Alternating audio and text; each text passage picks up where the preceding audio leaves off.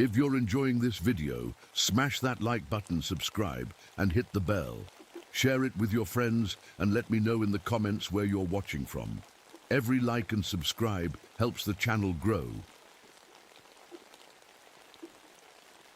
My name is Michael Reynolds, and I've always thought of myself as an ordinary guy. I'm 32 years old, single, and work as a wildlife researcher. It's not exactly a glamorous job, but I've always loved nature. The quiet, the peace, the feeling of being far away from the chaos of the world. That's probably why I took this assignment in the first place. It all started when my boss called me into his office one rainy afternoon.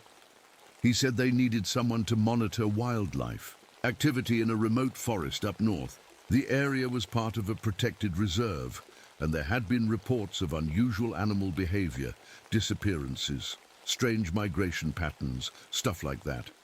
He said it would only be for 2 weeks, and I'd be staying in a small observation cabin deep in the woods. It sounded simple enough. 2 weeks alone in the wilderness, no problem. I'd done similar assignments before, so I packed my gear and set out early the next morning. The drive to the forest took nearly 8 hours.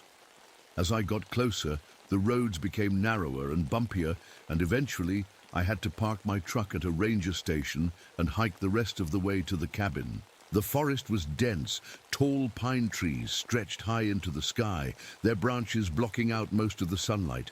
It was quiet too, eerily quiet. No birds chirping, no rustling leaves, just silence. When I finally reached the cabin, it was already late afternoon. The place was small but sturdy, a single room with a bed, a desk, a wood stove for heat, and a small radio for communication. There was no electricity or running water, just a few solar-powered lights and a rainwater collection system outside. It wasn't luxurious by any means, but it would do. As I unpacked my things and settled in, I couldn't shake this strange feeling that something was off. Maybe it was just the isolation, or the fact that I hadn't seen another human being since leaving the ranger station. Or maybe it was because of what happened next. While setting up my equipment, a pair of binoculars, a camera, and some motion-activated wildlife trackers, I noticed something odd outside the cabin window. At first, I thought it was just shadows from the trees swaying in the wind, but then I realized there wasn't any wind. The air was completely still. I stepped outside to take a closer look and saw what appeared to be tracks in the snow leading away from the cabin. They weren't animal tracks. They were too big for that, but they weren't human either. The footprints were long and narrow, with claw-like marks at the tips. I told myself it was probably nothing, a trick of light, or maybe even an old set of tracks distorted by melting snow. But deep down, I felt uneasy. By nightfall, I had finished, setting up my equipment and logged my first observations in my notebook. No significant wildlife activity observed today. After dinner, a can of beans heated on the wood stove, I crawled into bed and tried to sleep, but sleep didn't come easily that night. The silence outside felt heavy, as if something was watching me from beyond the trees. Every creak of the cabin's wooden walls made me jump, and every gust of wind sounded like whispers. Eventually, exhaustion took over, and I drifted off into an uneasy sleep filled with strange dreams. Dreams of shadows moving through the forest and whispers calling my name. When I woke up the next morning, I found something on my doorstep that made my blood run cold. A single claw mark etched into the wooden frame of the door. When I saw the claw mark on the door, I froze. It wasn't deep, just a scratch, but it was enough to make my stomach churn. I tried to stay calm, telling myself it could have been anything. A bear, maybe, or some other animal. But deep down, I knew it wasn't normal. I'd seen claw marks before during my work in the field, and this one didn't match anything I'd ever come across. I decided to brush it off. It was probably nothing, I told myself. Still, I couldn't shake the feeling that something wasn't right. The second day started quietly enough. I spent most of the morning hiking through the forest, checking on the motion-activated trackers I'd set up around the cabin. The trackers are simple devices. They snap photos whenever something moves in front of them. They're great for monitoring wildlife without disturbing their natural behavior, but as I checked each tracker, I noticed something strange. The first few had no photos at all, just blank frames, as if nothing had passed by.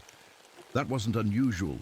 Sometimes animals avoid certain areas, but when I reached the last tracker, my heart skipped a beat. The photo showed something. At first glance, it looked like a blur, just a dark shape moving through the trees. But when I zoomed in on the image, I could see faint outlines. Long limbs, hunched shoulders, and glowing eyes that seemed to stare directly at the camera. I stared at the photo for what felt like hours, trying to make sense of it. It didn't look like any animal I'd ever studied. It didn't even look human. It was something else entirely. I decided not to dwell on it too much. Maybe the camera malfunctioned or caught a trick of light, something explainable. Still, my gut told me otherwise. That night, as I sat by the wood stove eating dinner, I heard something outside, faint footsteps crunching in the snow. My heart started pounding as I grabbed my flashlight and opened the door. The beam of light cut through the darkness, revealing nothing but trees and snow. The footsteps stopped as soon as I stepped outside, and there was no sign of movement anywhere. I stood there for a moment, listening to the silence. Then I saw them, the tracks. They were fresh and led away from the cabin into the woods. They looked just like the ones I'd seen yesterday, long and narrow with claw-like marks at the tips. I didn't follow them. Something told me not to. Yet the third day was worse. I woke up early to check my equipment again, but found one of my trackers smashed to pieces near the edge of a clearing. The wires were torn apart as if something had ripped them out with brute force. As I crouched down to examine it, I noticed movement out of the corner of my eye, something darting between the trees about 50 feet away. It was fast, too fast, for me to get a good look, but it was big. I stood up quickly and scanned the area with my binoculars, but saw nothing except shadows shifting between branches.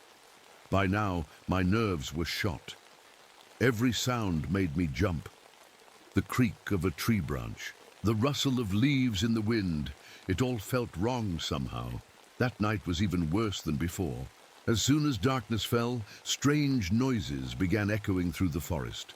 Low growls mixed with high-pitched screeches that sounded almost human, but not quite. I stayed inside with all the lights on and kept my radio close by in case I needed help. But no one answered when I tried calling for backup. Not even static came through. At some point during the night, I heard scratching at one of the windows. A slow, deliberate sound, like claws dragging across glass. When I finally worked up enough courage to look outside, there was nothing there, just empty darkness staring back at me. By morning, my nerves were shot completely. Something was out there, I didn't know what, but it wasn't normal wildlife behavior anymore. Whatever this thing was, it felt like it was watching me, and somehow, it felt like it wanted me to know that it was there. The morning of the fourth day started with a heavy fog. It rolled through the forest like a thick gray blanket, making it hard to see more than a few feet ahead. The air felt damp and cold, and the silence was as unsettling as ever. I couldn't shake the feeling that something was watching me, even though I couldn't see or hear anything. I spent most of the morning inside the cabin, trying to make sense of everything that had happened so far. The claw marks, the strange tracks, the smashed equipment. It all felt like pieces of a puzzle I couldn't put together. I kept telling myself there had to be a logical explanation. Maybe it was just a bear behaving oddly. Or maybe I was letting my imagination get the better of me. But deep down, I knew it wasn't that simple. Around noon, I heard something unusual. Faint at first, but growing louder. It was the sound of footsteps crunching through the snow, coming from somewhere near the edge of the clearing. My heart raced as I grabbed my flashlight and stepped outside. "Hello?" I called out, my voice shaky. For a moment there was no response. Then, through the fog, I saw a figure stumbling toward me. It was a woman, bundled up in a thick coat and scarf, her face pale and her movements unsteady. "Help," she said weakly as she collapsed into the snow. I rushed over to her and helped her inside the cabin. She was shivering uncontrollably, her clothes damp from the cold. After wrapping her in a blanket and giving her some hot tea, she finally started to calm down enough to speak. Her name was Dr. Emily Hayes. She said she was an environmental scientist studying climate patterns in the area. According to her, she'd been part of a research team stationed about 10 miles away from my cabin, but when a sudden storm hit 2 days ago, she got separated from her group while out collecting data. "I've been wandering through the forest ever since," she said, her voice trembling. "I thought I was going to freeze to death out there." Her story seemed plausible enough, but something about it didn't sit right with me. For one thing, I hadn't seen any signs of other people in the area, not even footprints leading to my cabin. And for another, she seemed scared of something more than just being lost in the woods. "What happened to your team?" I asked. And carefully, she hesitated for a moment before answering. I don't know," she said finally. "We were supposed to meet back at base camp after the storm passed, but when I got there, no one was there." Her eyes darted toward the window as she spoke, as if expecting something or someone to appear outside. I decided not to press her further for now. She looked exhausted and terrified enough as it was. That night, we sat by the wood stove in silence for a long time before she finally spoke again. "Have you noticed anything strange out here?" she asked hesitantly. I hesitated before answering. "What do you mean? Like noises? Tracks? Things that don't make sense?" Her words sent a chill down my spine. "Why do you ask?" I said cautiously. She glanced toward the window again before lowering her voice. "Because I've seen things," she whispered. "Things that shouldn't be possible." She went on to describe strange occurrences during her research. Equipment malfunctioning without explanation, animals behaving erratically, and shadowy figures moving through the trees at night. "At first, I thought it was just stress or lack of sleep," she said. "But then, one night, I saw it." "Saw what?" I asked. She looked at me with wide eyes filled with fear. "I don't know what it was," she said quietly, "but it wasn't human." As much as I wanted to dismiss her story as paranoia or hallucination brought on by exhaustion, part of me couldn't help but believe her, especially after everything I'd experienced over the past few days. That night was one of the longest nights of my life. The fog outside made it impossible to see anything beyond the cabin walls, and every little sound set my nerves on edge. Dr. Hayes stayed close to me, clutching her tea mug like it was a lifeline. At some point during the night, we heard it again, the scratching sound at one of the windows. This time, it was louder and more deliberate than before. Neither of us dared to look outside. By morning, we were both exhausted, but relieved to see daylight again, even if it didn't feel much safer than the night had been. Something was out. There, something neither of us could explain, and we both knew it wasn't going away anytime soon. The morning after Dr. Hayes arrived, we decided to focus on figuring out what was going on. Neither of us wanted to admit it out loud, but we both knew something wasn't right. The claw marks, the tracks, the noises, they weren't normal, and whatever was out there wasn't just some animal. Dr. Hayes was determined to make sense of it all. She said she'd studied strange phenomena before, things people couldn't explain, and believed there might be a scientific explanation for what we were experiencing. I wasn't so sure anymore. My gut told me this wasn't something science could explain. We spent most of the day going through her notes and equipment. She had a laptop with her, powered by a portable solar charger, and several notebooks filled with data she'd collected over the past few weeks. Her notes mentioned unusual weather patterns, sudden drops in temperature, and strange electromagnetic readings in the area. "It's like the forest is alive," she said at one point, frowning at her notes. "Not in the way you'd expect. Though, it's almost like it's reacting to something." Her words sent a shiver down my spine. Later that afternoon, I decided to check the motion trackers again, while Dr. Hayes stayed behind to analyze her data. As I made my way through the forest, I couldn't shake the feeling that I was being watched. The trees seemed darker than usual, their shadows stretching unnaturally across the snow. When I reached the first tracker, I found it intact, but empty. No photos, no signs of movement. The second tracker was the same. But when I got to the third, and my heart sank, the camera had been ripped off its mount and smashed into pieces. The snow around it was disturbed, as if something had been thrashing around violently, and there were tracks, fresh ones, leading deeper into the woods. I didn't follow them. When I returned to the cabin, Dr. Hayes was staring at her laptop with a puzzled expression. "Look at this," she said, turning the screen toward me. It showed a map of the area with several markers indicating electromagnetic anomalies she'd recorded over the past few weeks. The markers formed a pattern, a spiral that seemed to center around our location. "It's not random," she said quietly. "Whatever's happening here, it's focused on this area." Her words made my stomach churn. That night, we heard more noises outside.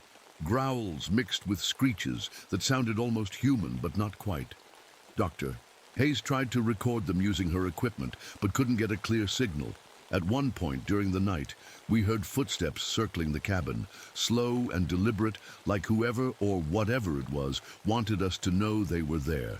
Neither of us slept much that night. The next day brought more unsettling discoveries. While hiking through the forest to set up new motion trackers, we stumbled across an old campsite hidden among the trees. The tents were torn apart and covered in snow, and there were personal belongings scattered everywhere, backpacks, sleeping bags, even a few notebooks filled with handwritten entries. Dr. Hayes picked up one of the notebooks and flipped through it quickly before stopping on a page near the middle. "This is from another research team," she said quietly. "They were studying wildlife migration patterns in this area last year." She handed me the notebook, and I read through some of the entries. Day 3. Strange noises at night. Sounds like growling mixed with whispers. Day 5. Found tracks. Near camp. Long and narrow with claw marks. Day 7. Something is watching us. The final entry sent chills down my spine. Day 10. It's here. Dr. Hayes looked shaken as she put down the notebook and glanced around nervously. "What happened to them?" she asked softly. I didn't have an answer. That evening, as we sat by the wood stove trying to make sense of everything we'd found, Dr. Hayes brought up something else, something I hadn't considered before. "There are legends about places like this," she said cautiously.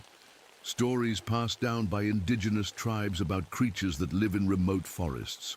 "What kind of creatures?" I asked hesitantly. She hesitated before answering. "Wendigos," she said finally. I frowned at her in confusion. "Wendigos? What are those?"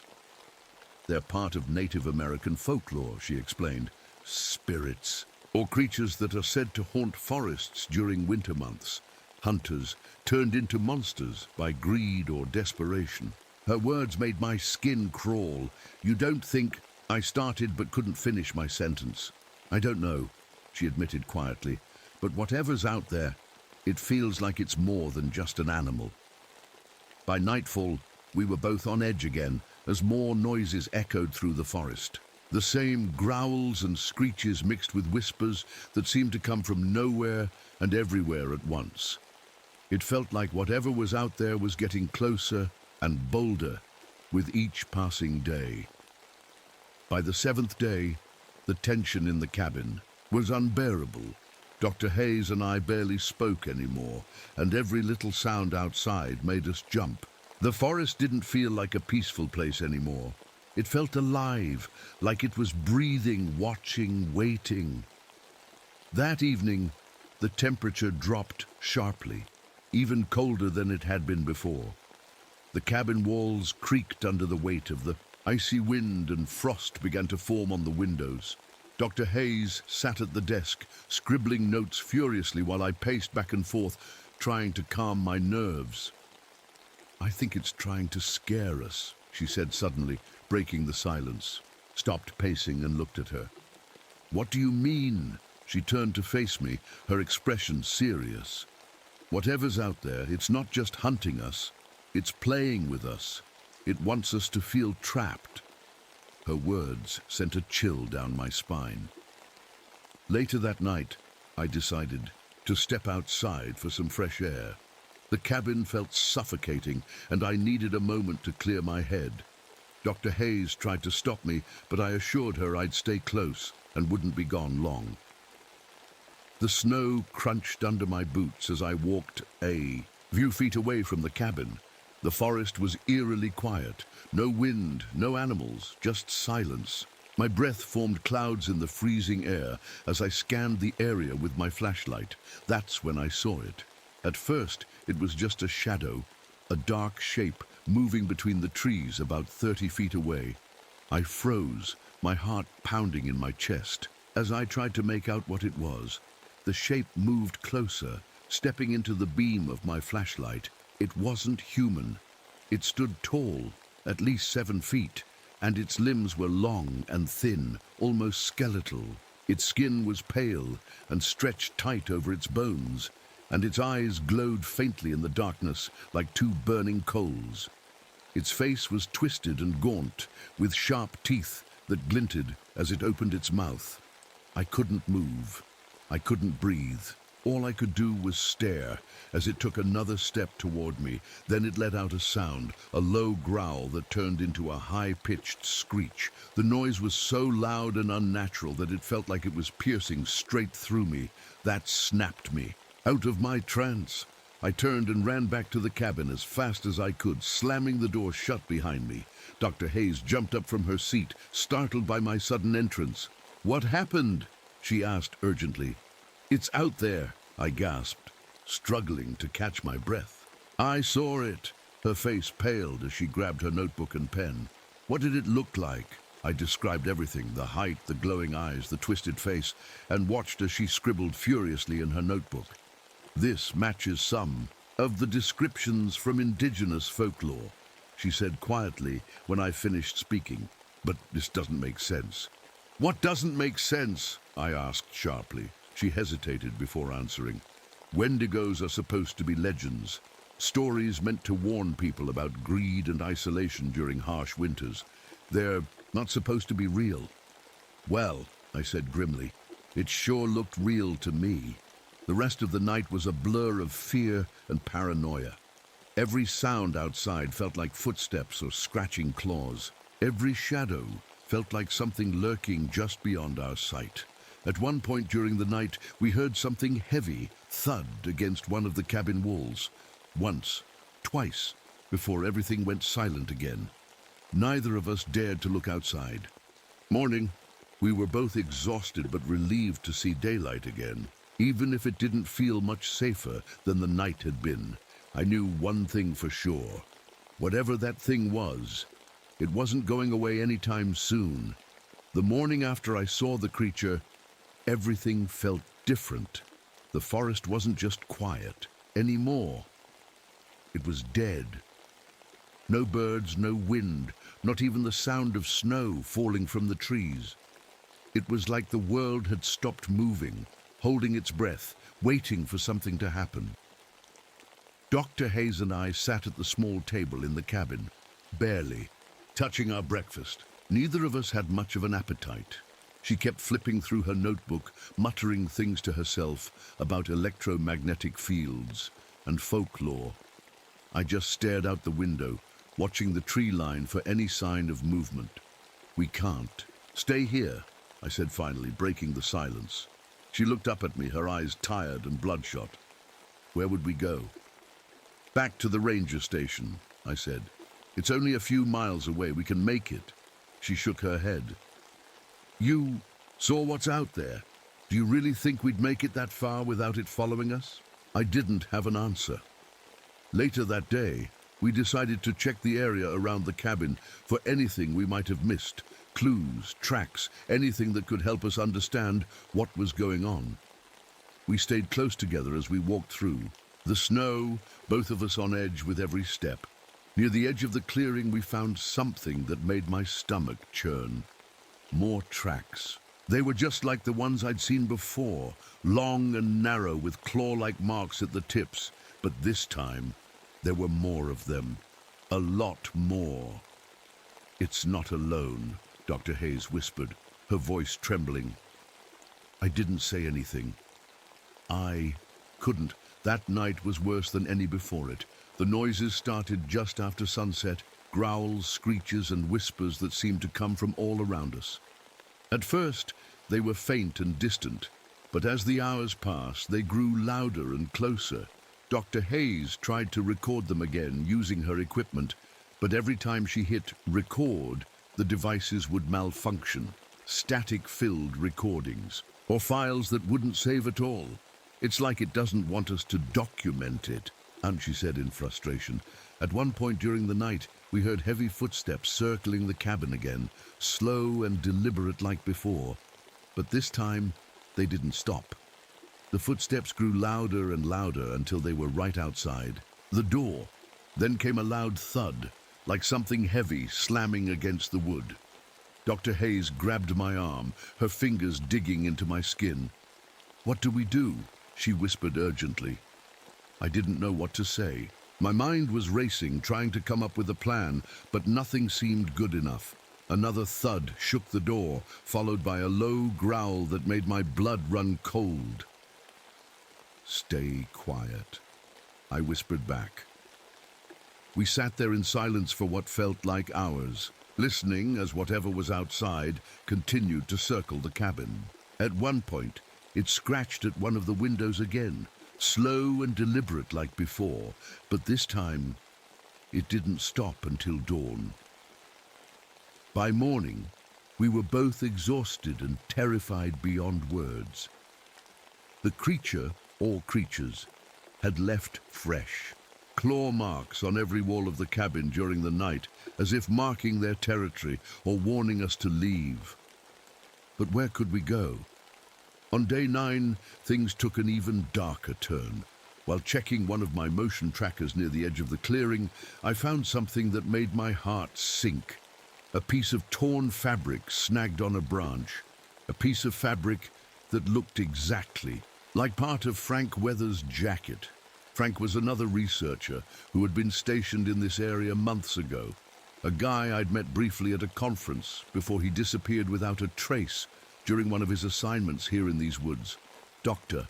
Hayes examined the fabric carefully when I brought it back to the cabin. This doesn't make sense, she said quietly. If this is Frank's, then how long has this thing been here?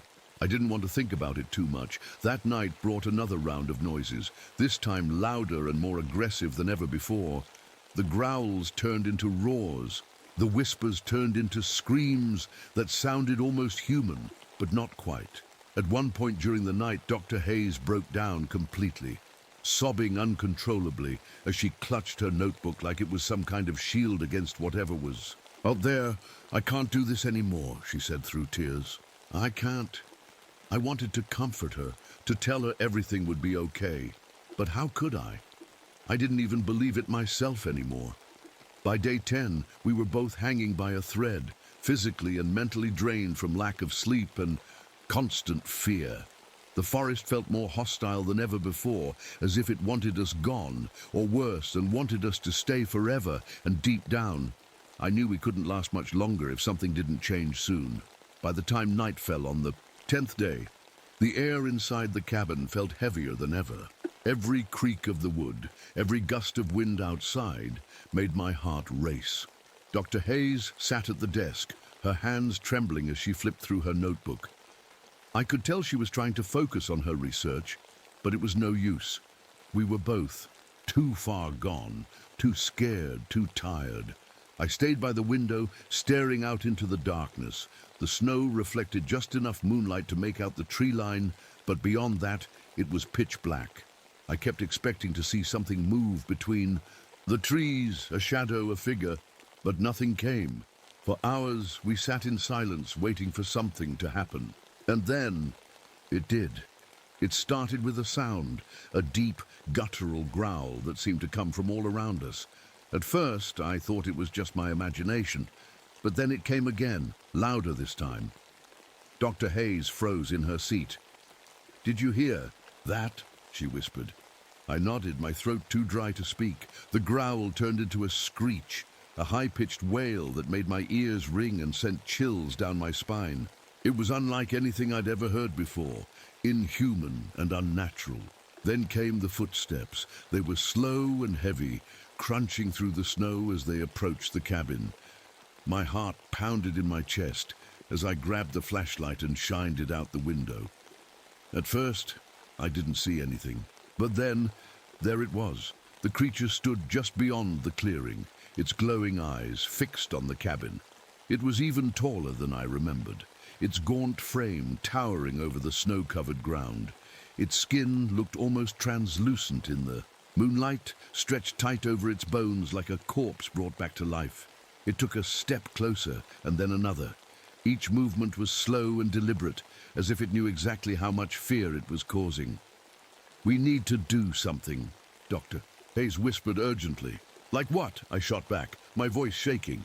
She didn't answer. The creature reached the edge of the clearing and stopped. For a moment, everything went silent again. No growls, no footsteps, just an eerie stillness that made my skin crawl. And then it charged. It moved faster than I thought possible.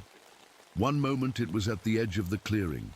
The next, it was slamming into the side of the cabin with enough force to make the walls shake. Dr. Hayes screamed as books and papers fell from the desk onto the floor. I grabbed her arm and pulled her toward me as another loud thud echoed through the cabin. "It's trying to get in," she cried. I grabbed a chair and wedged it under the doorknob as a makeshift barricade while Dr. Hayes scrambled to gather her equipment. The creature slammed into the door again and again, each hit more violent than the last. "We can't stay here," I shouted over the noise. "Where are we supposed to go?" she yelled back. Before I could answer, there was a loud crash from one of the windows, the sound of glass shattering, followed by a low growl that sent chills down my spine. "It's inside," Dr. Hayes whispered, her face pale with terror. We backed away slowly as the creature crawled through the broken window frame and into the cabin. Up close, it looked even more horrifying than before, its glowing eyes burning with an unnatural light as its sharp claws scraped against the wooden floorboards. It let out another screech that made my ears ring before lunging toward us. I grabbed a fire poker from beside the wood stove and swung it wildly at the creature, hitting it square in its bony chest. It let out a guttural roar of pain, but didn't back down. Instead, it swiped at me with one of its claws, narrowly missing my face. Dr. Hayes grabbed a lantern from the table and threw it at the creature's head. The glass shattered on impact, spilling oil everywhere and briefly stunning it long enough for us to run toward the back of the cabin. "We need to get out of here," she shouted as we barricaded ourselves in a small storage room near the back door. "How?" I asked breathlessly.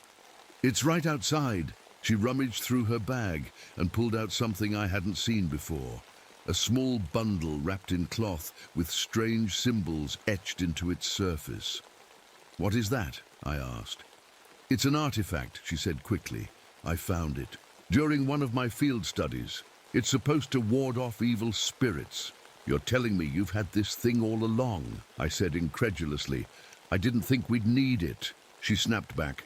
She unwrapped the artifact, a small carved figure made of stone, and placed it on the floor between us as she muttered something under her breath that sounded like a prayer or chant. The creature let out another screech from Outside, as if sensing what we were doing, it slammed into the storage room door with enough force to crack one of its hinges, but didn't break through completely. Not yet anyway. For what felt like hours, but was probably only minutes, we stayed huddled together in that tiny room as Dr. Hayes continued chanting softly under her breath while clutching onto that strange artifact like her life depended on it, which maybe it did at this point. Eventually, everything went quiet again. The growls stopped, so did footsteps, and when we finally worked up enough courage to open that door, there was no sign of anything outside except for shattered glass and claw marks everywhere, but deep down, knew wasn't over.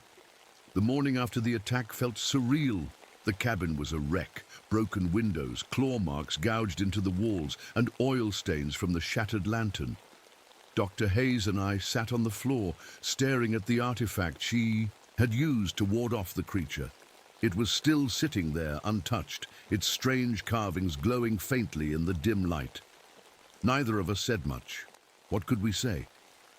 We'd survived the night, but we both knew it wasn't over. Whatever that thing was, it wasn't gone. It was just waiting. We spent most of the day trying to patch up the cabin as best we could. I boarded up the broken window with some spare wood while Dr. Hayes organized her notes and equipment. She kept glancing at the artifact like it was some kind of lifeline, but I wasn't sure how much it could help us. "Do you think it'll come back?" I asked quietly as I hammered another plank into place. She didn't answer right away. "I don't think it ever left," she said finally. Her words sent a chill down my spine. That evening, we decided to check the area around the cabin again for any signs of movement or clues about what we were dealing with. The snow was deeper now, making it harder to walk, but we managed to make our way to the edge of the clearing. That's when we found it, the lair. It was a cave, hidden behind a cluster of trees, its entrance partially obscured by snow and ice. Tracks led straight into it, long and narrow with claw-like marks at the tips. Dr. Hayes stared at the cave for a long time before speaking. "This is where it lives," she said quietly. I didn't want to go inside, but part of me knew we had to. If we wanted answers, or even a chance at survival, we needed to understand what we were dealing with. The cave was dark and cold, its walls covered in frost that sparkled faintly in the beam of my flashlight. The air smelled damp and rotten, like something had been decaying inside for a long time. As we moved deeper into the cave, we started to see things.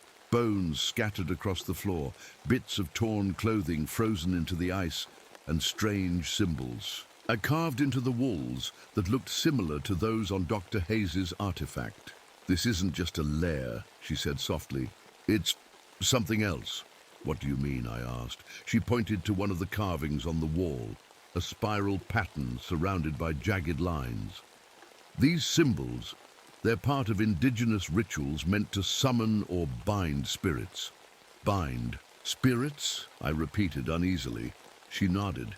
"I think this creature was summoned here, and now it's trapped." Her words made my stomach churn. At the back of the cave, we found something even more horrifying, a pile of corpses frozen into the ice. Some were animals, deer, wolves, but others were human. Their faces were twisted in expressions of terror, their bodies preserved like grotesque statues. Dr. Hayes covered her mouth with her hand, her eyes wide with shock. "This is why people keep disappearing," she whispered. I couldn't speak. All I could do was stare at those frozen faces and wonder if we'd end up like them. We left the cave quickly after that, both of us too shaken to stay any longer. As we stepped out into the snow-covered forest, Dr. Hayes turned to me with a determined look on her face. "We have to stop it," she said firmly. "How?" I asked helplessly. She held up her artifact again. "This might be our only chance. That night was worse than any before it.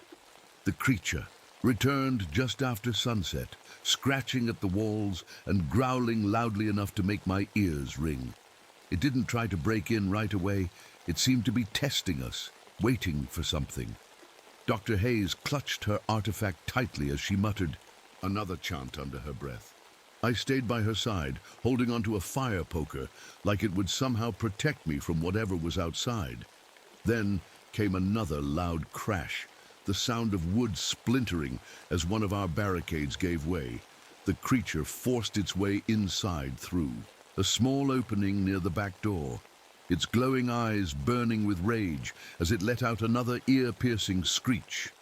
Dr. Hayes threw herself in front of me, holding up her artifact like a shield as she shouted something in a language I didn't understand. The creature hesitated for a moment, its glowing eyes flickering, but then lunged toward her anyway. I swung my fire poker wildly, hitting it in the side and knocking it off balance long enough for us to run toward the basement door. "Go!" Dr. Hayes shouted as she pushed me inside and slammed the door shut behind us. The basement was cold and dark, its walls lined with old shelves filled with canned goods and tools left behind by previous researchers who had stayed in this cabin. Years ago, we barricaded ourselves inside again as best we could, while Dr. Hayes continued chanting softly under her breath, with tears streaming down her face. Eventually, everything went quiet again. The growls stopped, so did footsteps, and when we finally worked up enough courage to open that door, there was no sign of anything outside except for shattered glass and claw marks everywhere. But deep down, new wasn't over. The morning of the 12th day felt like the calm before a storm.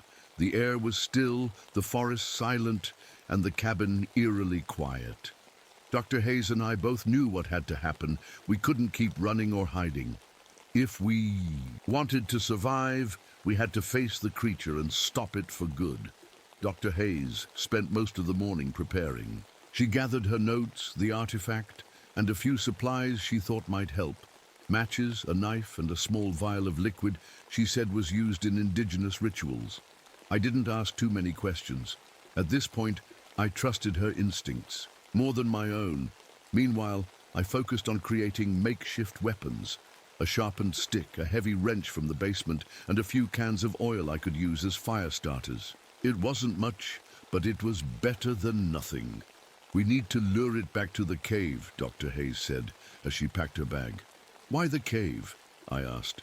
She pointed to her notebook, where she'd sketched one of the symbols we'd seen on the cave walls. "These markings, they're meant to bind spirits. If we can get it back there and use the artifact, we might be able to trap it." "And if that doesn't work?" I asked hesitantly. She looked at me with tired eyes. "Then we fight." We left the cabin just before sunset, moving cautiously through the snow-covered forest toward the cave. Every step felt heavier than the last, like the weight of what we were about to do was pressing down on us.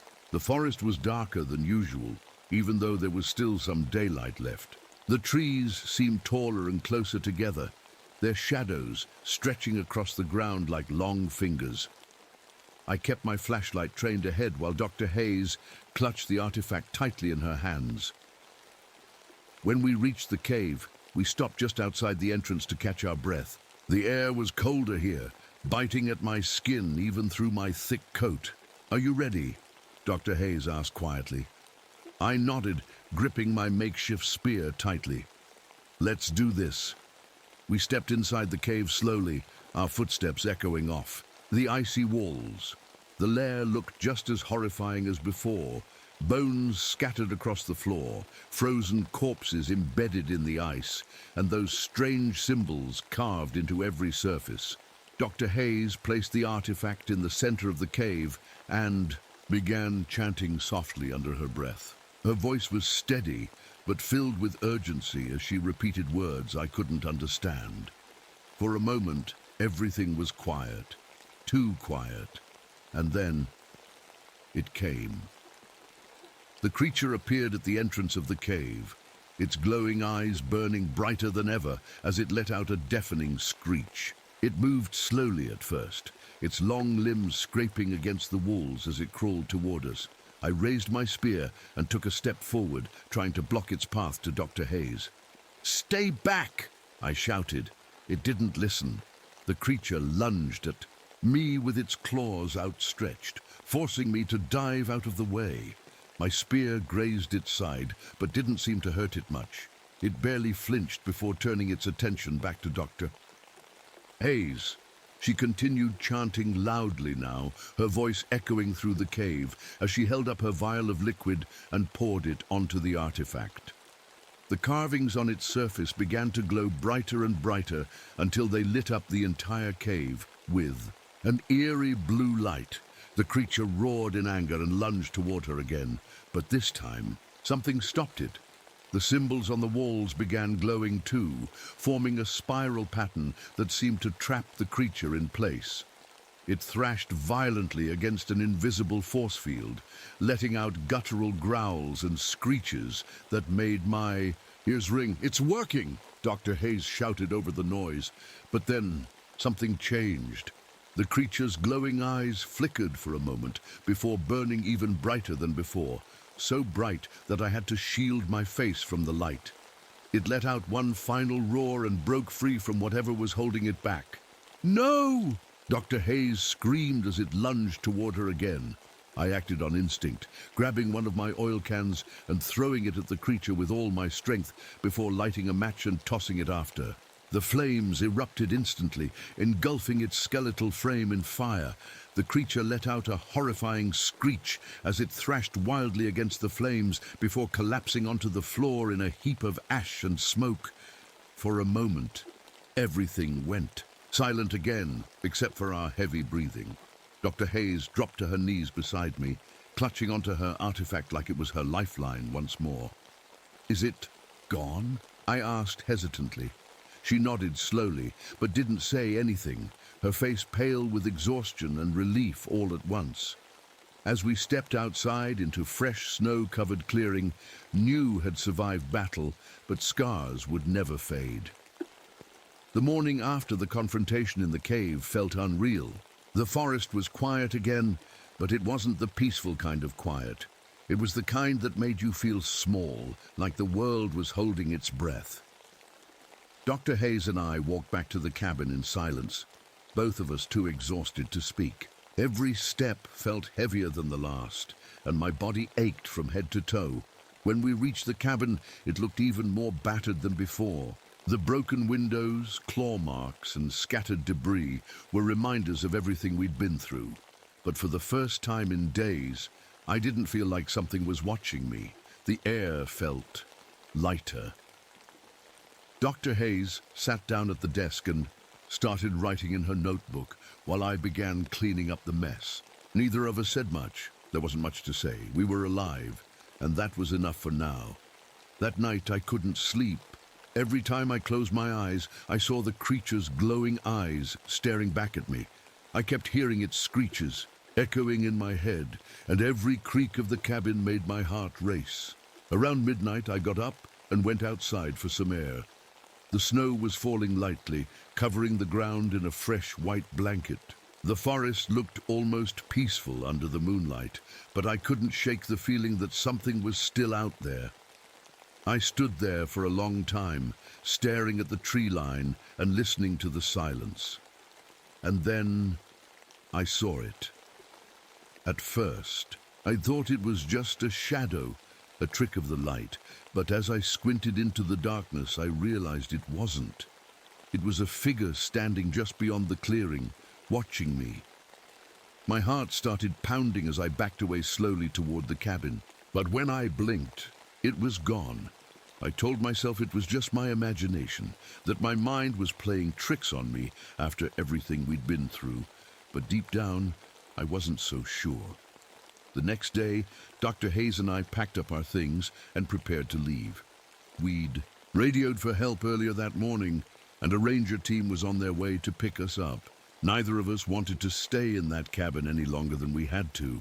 As we waited for the rangers to arrive, Dr. Hayes handed me her notebook. "Here," she said quietly. "Take this." I frowned at her in confusion. "Why?" "Because someone needs to know what happened here," she said firmly. Someone needs to tell this story. I hesitated before taking the notebook from her hands. What about you? I asked. She gave me a small, tired smile. I think I've had enough of this place. When the Rangers arrived later that afternoon, we didn't say much about what had happened. We told them about strange animal behavior and equipment malfunctions, but left out anything about the creature or the cave. Who would believe us anyway? As we drove away from the forest, I couldn't help but look back one last time at the tree line, disappearing into the distance. Part of me felt relieved to be leaving it all behind, but another part of me felt like it wasn't over. Even now, weeks later, I still can't shake that feeling, that sense that something is still out there in those woods, watching and waiting. I've tried to move on with my life, to go back to work and pretend like nothing happened, but it's not that simple. Every time I close my eyes, I see those glowing eyes staring back at me, and sometimes, late at night, I hear whispers in the wind calling my name.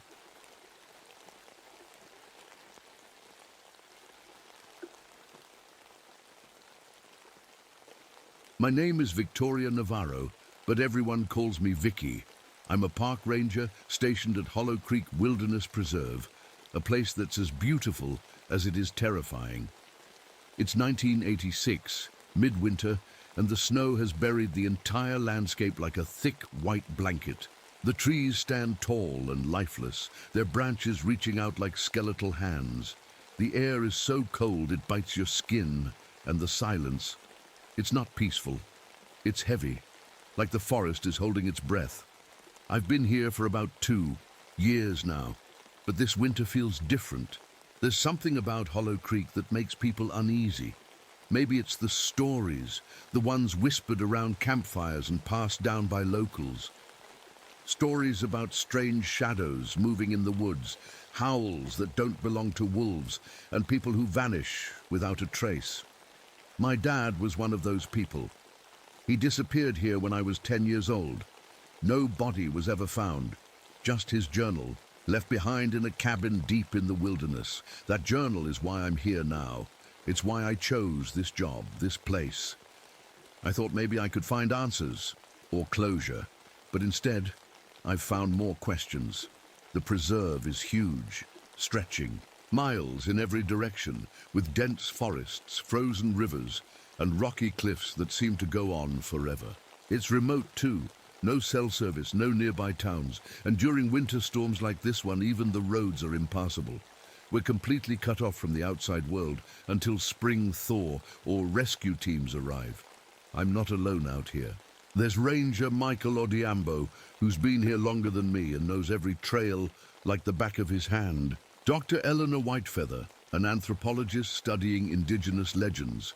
Sheriff Robert Keller, who checks in occasionally to investigate missing persons cases, and Garrett Wilson, a wildlife expert who showed up last week claiming to study predators in the area. Something about him feels off. The first sign that something wasn't right came last week when Michael found a mutilated deer near one of the trails. Its body was torn apart in ways I've never seen before, like something had attacked it but didn't eat it. Then there were the tracks, huge prints in the snow that looked like they belonged to a wolf but were too large and too deep for any known species around here. And then there were the noises, howls echoing through the forest at night, long and mournful, but also intelligent. It sounds crazy even saying it out loud, but it feels like they're communicating with each other, or with us. I've started keeping my own journal now, just like my dad did all those years ago. Maybe it'll help me make sense of what's happening, or maybe it'll be all that's left of me if something goes wrong. The snowstorm had finally eased up, but the cold was still unbearable. I pulled my coat tighter around me as I stepped out of the ranger station. The air smelled sharp, like ice and pine needles. The world was quiet, except for the crunch of snow under my boots. It felt like the forest was watching me. Michael and I were on patrol together that morning. He's a tall guy with a calm demeanor, the kind of person who doesn't scare easily. but even he seemed uneasy lately. "We were checking the trails near where he'd found that mutilated deer last week." "Vicky," Michael said, his voice low, "look at this." He pointed at the ground. There were tracks in the snow, huge ones like before. They looked like wolf prints, but they were spaced out strangely, like whatever made them was walking upright. The hairs on the back of my neck stood up. "What kind of animal walks like this?" I asked, trying to sound calm. Michael didn't answer right away. He crouched down and ran his fingers over the edge of one print. "I don't know," he finally said. "But it's not normal." We followed the tracks for about a mile before they suddenly stopped, just vanished into thin air. No sign of whatever made them, no trail leading away, nothing. It was like the creature had just disappeared. Later that afternoon, Dr. Eleanor Whitefeather joined us at the station. She's an older woman with sharp eyes and a quiet way of speaking that makes you listen closely to every word she says. She's been studying indigenous legends for years, and she knows more about Hollow Creek than anyone else I've met. When we told her about the tracks, she didn't seem surprised. Instead, she nodded slowly and said, "It sounds like what some tribes call skin changers." "Skin changers?" Michael asked, raising an eyebrow. "They're beings that can shift between human and animal form," Eleanor explained. "Not quite human, not quite beast, something in between." Her voice was calm, but there was a weight to her words that made my stomach tighten. I wanted to dismiss it as folklore, just another scary story people tell to keep kids from wandering too far into the woods. But after seeing those tracks and hearing those howls, I wasn't so sure anymore. That night, Garrett Wilson came back to the station with something strange, an audio recording he'd taken near his campsite. He played it for us on a small tape recorder, and as soon as the sound filled the room, I felt my chest tighten. The recording started with normal forest sounds, wind through the trees, distant rustling, but then came the howl. It wasn't like any wolf or coyote I'd ever heard before. It was deep and guttural at first, but then shifted into something higher pitched and almost human-like. It sounded like it was trying to say something, but not in any language I recognized. "What do you think it is?" Garrett asked casually, but there was a strange look in his eyes.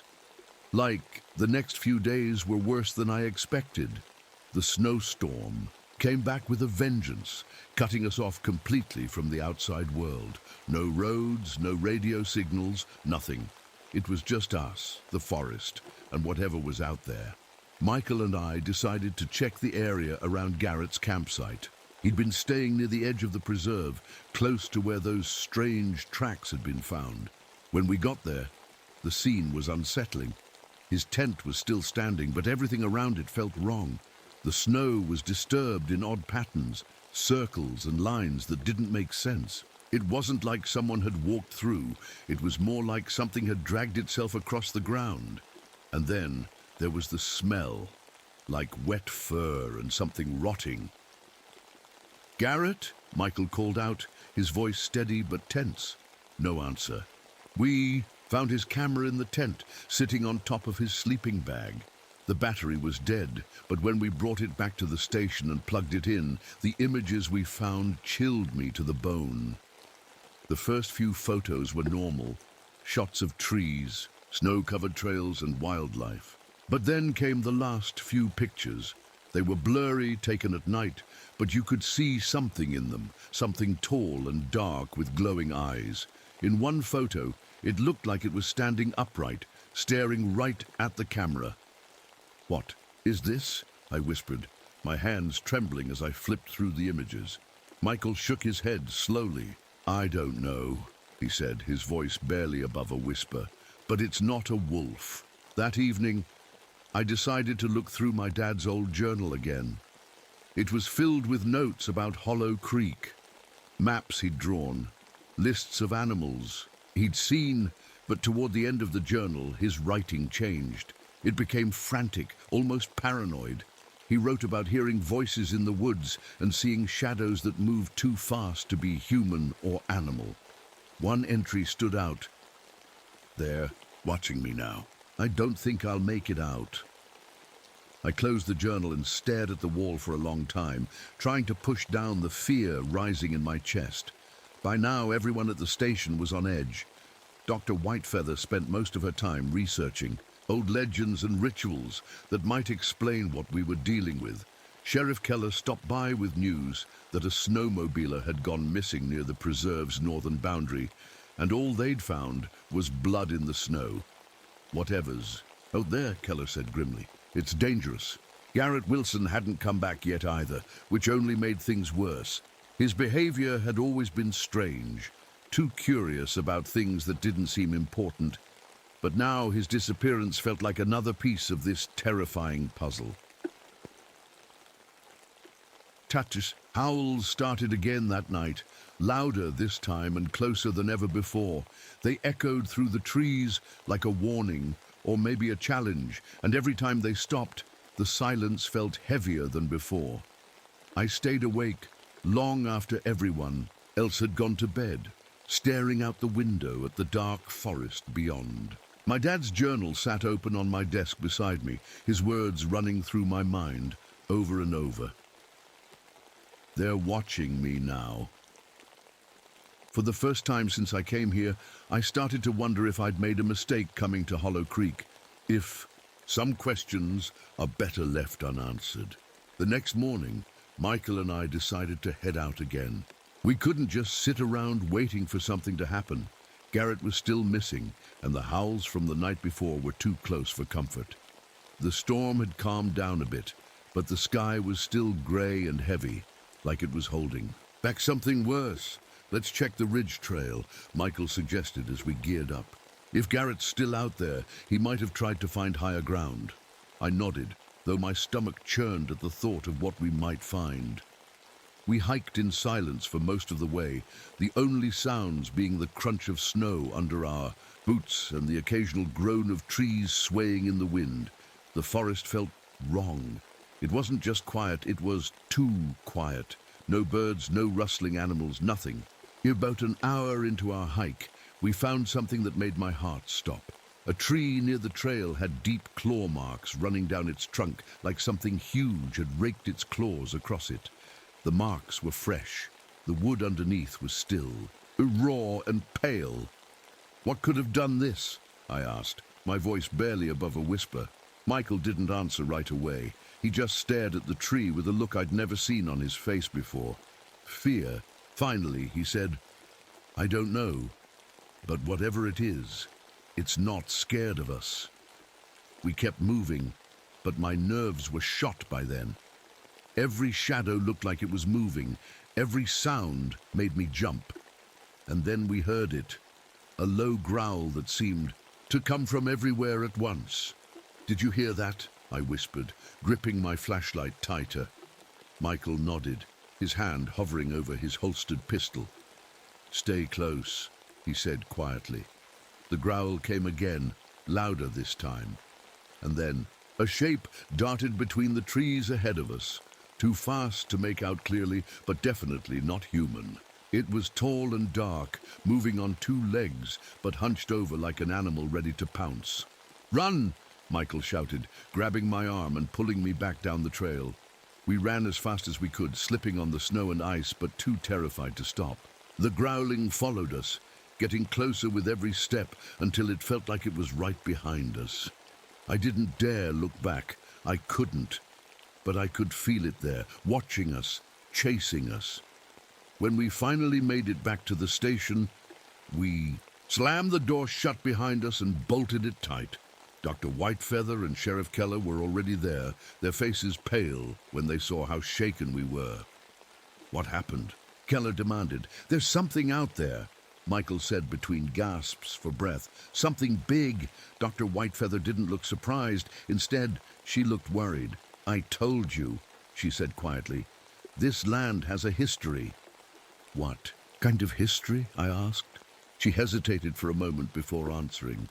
Legends about creatures that walk between worlds, neither fully human nor fully animal. That's just stories, Keller said gruffly, though he didn't sound convinced. Is it? Dr. Whitefeather shot back sharply. That night was worse than any before it. The howls came again, not just one this time, but several, overlapping each other like some kind of twisted chorus.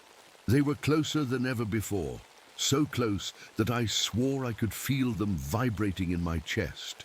Michael tried to calm everyone down, but even he seemed rattled after what we'd seen earlier. "We need to figure out what's going on here," he said firmly, but no one had any answers. Not Dr. Whitefeather with her legends, or Keller with his gun, or me with my dad's journal, full of half-finished thoughts and cryptic warnings. All I knew was that whatever was out there wasn't going to stop, and neither were we. The next morning, I sat at the small desk in my room staring at my dad's journal. My hands trembled as I flipped through the pages. I'd read it so many times before, but now, after what Michael and I had seen in the woods, his words felt different, more real. Toward the back of the journal, there were entries I'd always skimmed over because they didn't make sense to me. They were scattered notes about upright canids, descriptions of glowing eyes in the dark, and sketches of claw marks like the ones we'd found on the tree. One entry caught my attention. "If you hear them calling your name, don't answer. They mimic us. They want to lure you in."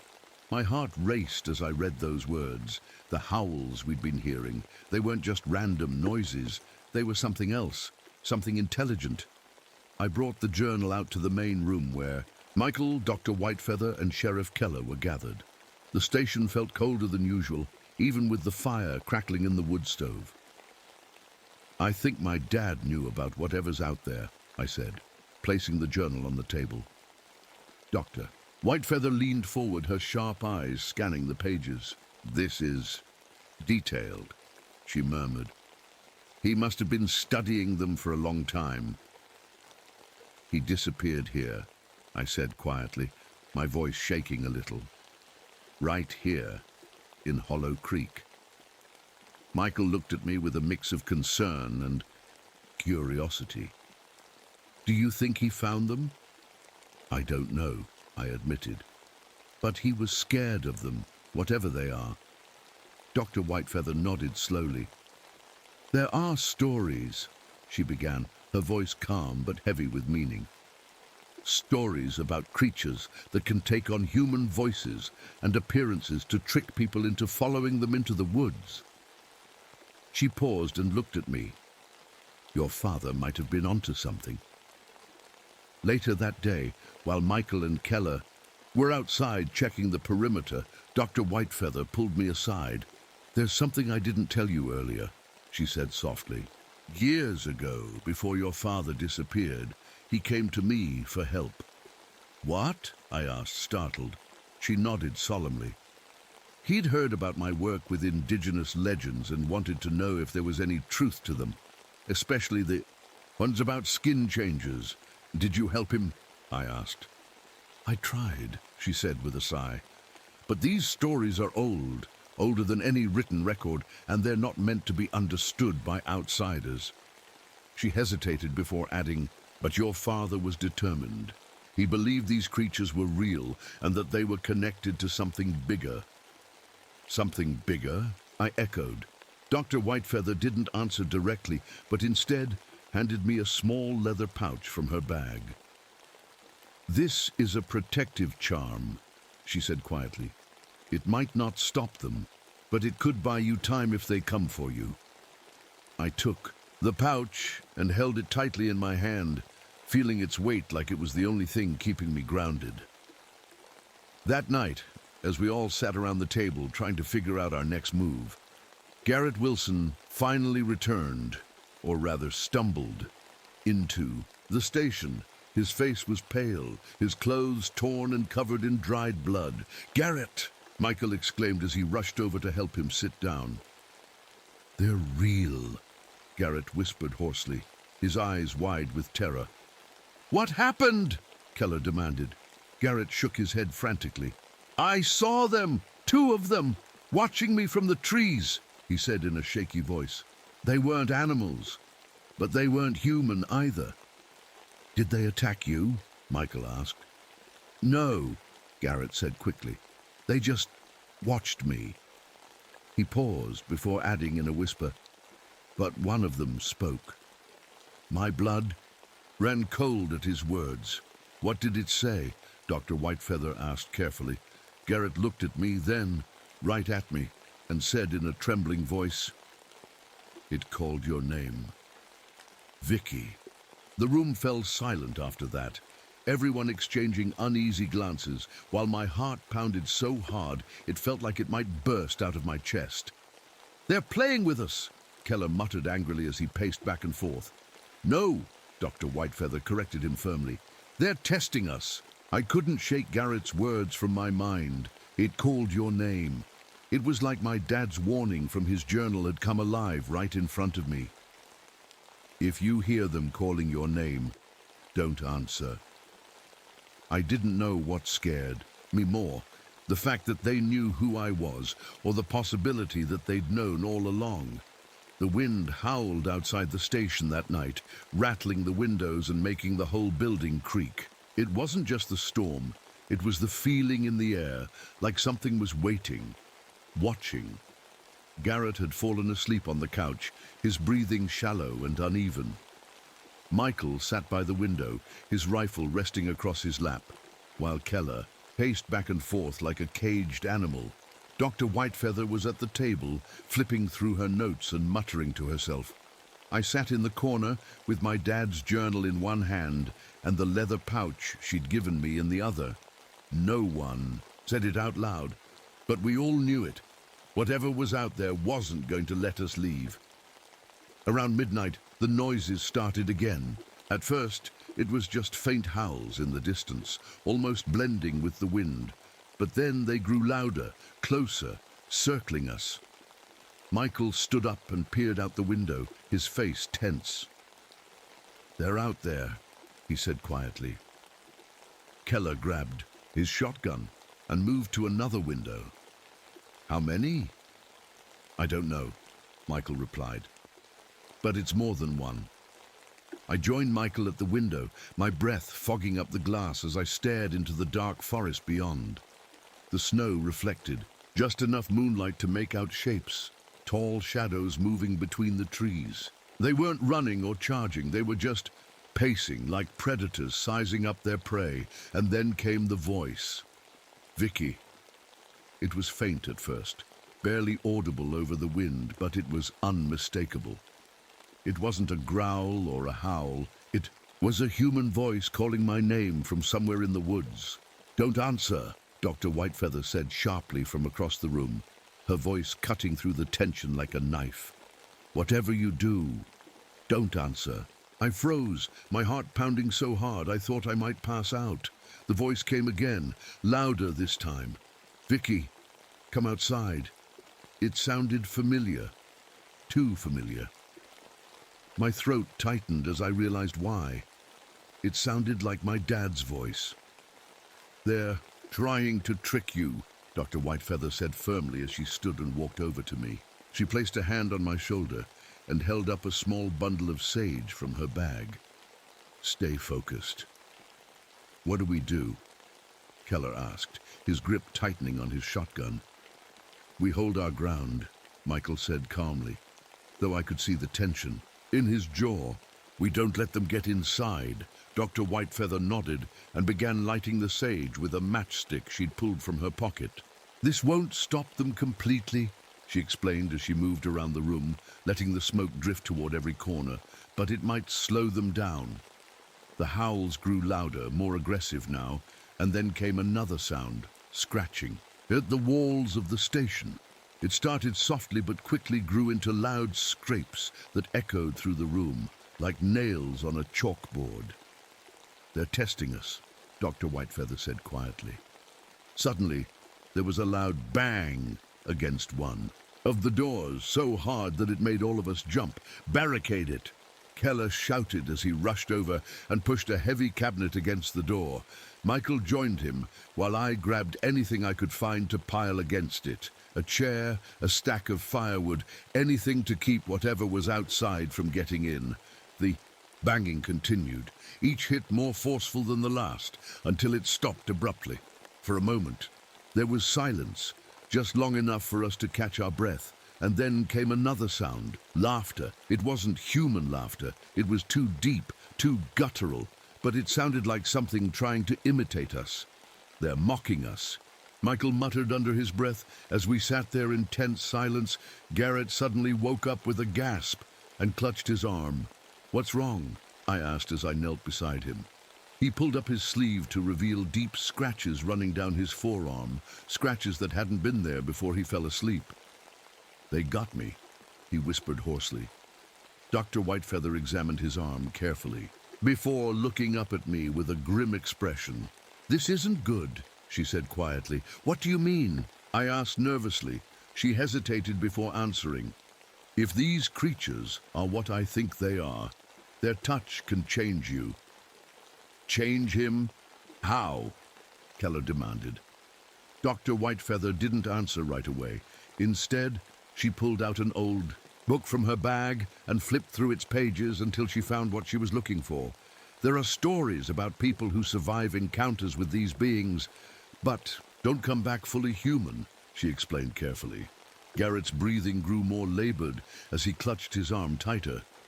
"We need to act fast," Dr. Whitefeather said firmly as she began preparing some kind of ritual with herbs and symbols drawn on paper. The banging on the door started again, harder this time, and now it wasn't just one door. It was all around us, windows rattling, walls shaking, voices calling out our names from every direction. I clutched my dad's journal tightly as fear threatened to overwhelm me. But then I remembered his words. "They want you scared." Taking a deep breath, I forced myself to focus on what mattered, protecting everyone inside and finding out what happened to my dad, even if it meant facing whatever was out there head on. The banging on the doors and windows didn't stop. It was relentless, like whatever was out there had all the time in the world to wear us down. The voices calling our names grew louder, more insistent, and more twisted with each passing minute. "Vicky, let me in." I gripped the leather pouch Dr. Whitefeather had given me so tightly my knuckles turned white. My dad's voice, or what sounded like it, kept echoing in my head. I knew it wasn't real, but it was hard not to feel the pull of it, hard not to wonder if maybe, just maybe, he really was out there. "We can't stay like this all night," Michael said, his voice steady but strained. He stood by the barricaded door, his rifle at the ready. "We need a plan." Dr. Whitefeather nodded, her face calm but serious. "These creatures are testing us," she said. "They want to see how far they can push us before we break." "Well, they're doing a damn good job," Keller muttered as he paced near the window, his shotgun clutched tightly in his hands. "What do they want?" I asked, my voice trembling despite my efforts to stay calm. Dr. Whitefeather looked at me with a grim expression. "They feed on fear," she said simply. "The more scared we are, the stronger they get." Michael stepped forward, his jaw set with determination. "Then we fight back," he said firmly. "We can't just sit here and wait for them to break through." "How?" Keller asked skeptically. "You saw what they did to Garrett, and that was without even getting inside." "We use what we have," Michael replied, gesturing toward the supplies around the room. Tools, weapons, anything that could be turned into a defense. "And we use what Dr. Whitefeather knows about them." Dr. Whitefeather nodded slowly. "There are ways to weaken them," she said. "They don't like fire or certain herbs. Sage, cedar, juniper, and silver. Silver can hurt them." "Silver?" I asked, my mind racing as I remembered something from my dad's journal. He'd written about carrying silver bullets during his patrols in Hollow Creek, just in case. I ran to my room and dug through my bag until I found the small metal box where I kept some of his old belongings. Inside were a few tarnished silver coins and a single silver knife with a worn leather handle. My hands shook as I brought them back to the main room. "This is all I have," I said, placing them on the table. Dr. Whitefeather picked up the knife and examined it carefully. "This will work," she said with a nod. We spent the next hour preparing as best we could. Dr. Whitefeather burned sage and cedar around the room, while Michael and Keller reinforced the barricades and set up makeshift weapons, sharp tools, heavy objects to throw, anything that might slow the creatures down if they got inside. Garrett was still lying on the couch, his condition worsening by the minute. His skin was pale and clammy, and he kept mumbling incoherently under his breath. "What's happening to him?" I asked quietly as Dr. Whitefeather checked his pulse. "He's changing," she said softly, her voice heavy with sorrow. "Changing? Into what?" Keller demanded. She looked up at him with tired eyes. "Into one of them." A cold chill ran down my spine at her words. "Is there anything we can do for him?" I asked desperately. Dr. Whitefeather hesitated before answering. "If we can stop them before sunrise, maybe." As midnight crept closer, the creatures outside grew bolder. The banging turned into scratching that sounded like claws raking against wood and glass. Their voices became more distorted, less human, like they were losing patience. And then the silence. The sudden quiet was almost worse than the noise had been. "What are they doing?" Keller whispered, peering out through a crack in one of the boarded-up windows. "They're waiting," Dr. Whitefeather said calmly as she placed a protective charm near Garrett's head. "For what?" Michael asked. "For us to make a mistake." It didn't take long for their next move to come. The power went out suddenly, plunging us into darkness, except for the faint glow of the fire in the wood stove. Flashlights! Michael barked as we scrambled to grab whatever light sources we could find. But before anyone could react further, there was a loud crash from one of the windows near the back of the station, and then another from the front door. "They're coming in!" Keller shouted as he raised his shotgun. Michael fired his rifle at one of the broken windows, while Keller aimed at the door. But it wasn't enough to stop them completely. Through the flickering beams of our flashlights, I caught glimpses of, in them, tall figures with glowing eyes and twisted shapes that didn't look fully solid, like shadows given form. One of them lunged toward me, its claws swiping through the air inches from my face. But before it could reach me, Michael tackled it with everything he had. "Get back!" he shouted as he wrestled with the creature. I grabbed the silver knife from where it lay on the table and plunged it into its side without thinking. And for a moment, everything stopped. The creature let out an unearthly screech before dissolving into black smoke that disappeared into thin air. "It works!" Dr. Whitefeather shouted over the chaos as she threw burning sage toward another creature trying to climb through a window. But even as we fought back with everything we had, more of them kept coming, and deep down I knew this wasn't over yet. The station was chaos. The creatures were relentless, clawing at the windows and doors, their glowing eyes piercing through the darkness. Their voices, distorted and unnatural, echoed inside my head, calling my name over and over. "Vicky, come outside, we're waiting for you." Michael was shouting orders, his rifle firing at anything that moved. Keller was swinging his shotgun like a madman, yelling curses as he tried to keep them from breaking through. Dr. Whitefeather was chanting something under her breath, her hands trembling as she burned more sage and cedar, and Garrett was slipping away. He was lying on the couch, his breathing shallow, his skin pale and stretched tight over his bones. His eyes flickered open for a moment, and he looked at me with an expression I couldn't read. Fear, anger, desperation. "Help me," he whispered weakly, his voice barely audible over the chaos around us. I wanted to help him, I really did, but I didn't know how. Dr. Whitefeather had said there was a chance to save him if we stopped the creatures before sunrise. But sunrise felt like a lifetime away. One of the creatures broke through the barricade on the front door, its twisted form towering over us as it lunged forward with claws extended. Keller fired his shotgun point-blank into its chest, but it barely flinched before swiping at him and knocking him to the ground. Michael tackled it again, just like he had before, but this time it was stronger, more aggressive, and he struggled. "To hold it back! Vicky!" he shouted as he fought to keep its claws away from his face. The knife! I grabbed the silver knife from the table and ran toward them, my heart pounding so hard I thought it might burst out of my chest. With all the strength I could muster, I stabbed the creature in its side again, and just like before, it let out an ear-piercing screech before dissolving into black smoke. Michael fell back onto the floor, gasping for breath as he looked up at me with wide eyes. "You saved me," he said quietly, his voice filled with disbelief and gratitude. I didn't have time to respond because another creature was already clawing its way through one of the windows near Garrett's couch. Dr. Whitefeather stepped forward then, her face calm but determined, as she held up a bundle of burning herbs in one hand and a small pouch in the other. "I can stop them," she said firmly, her voice cutting through the noise like a blade. "But it will cost me." "What do you mean?" I asked desperately.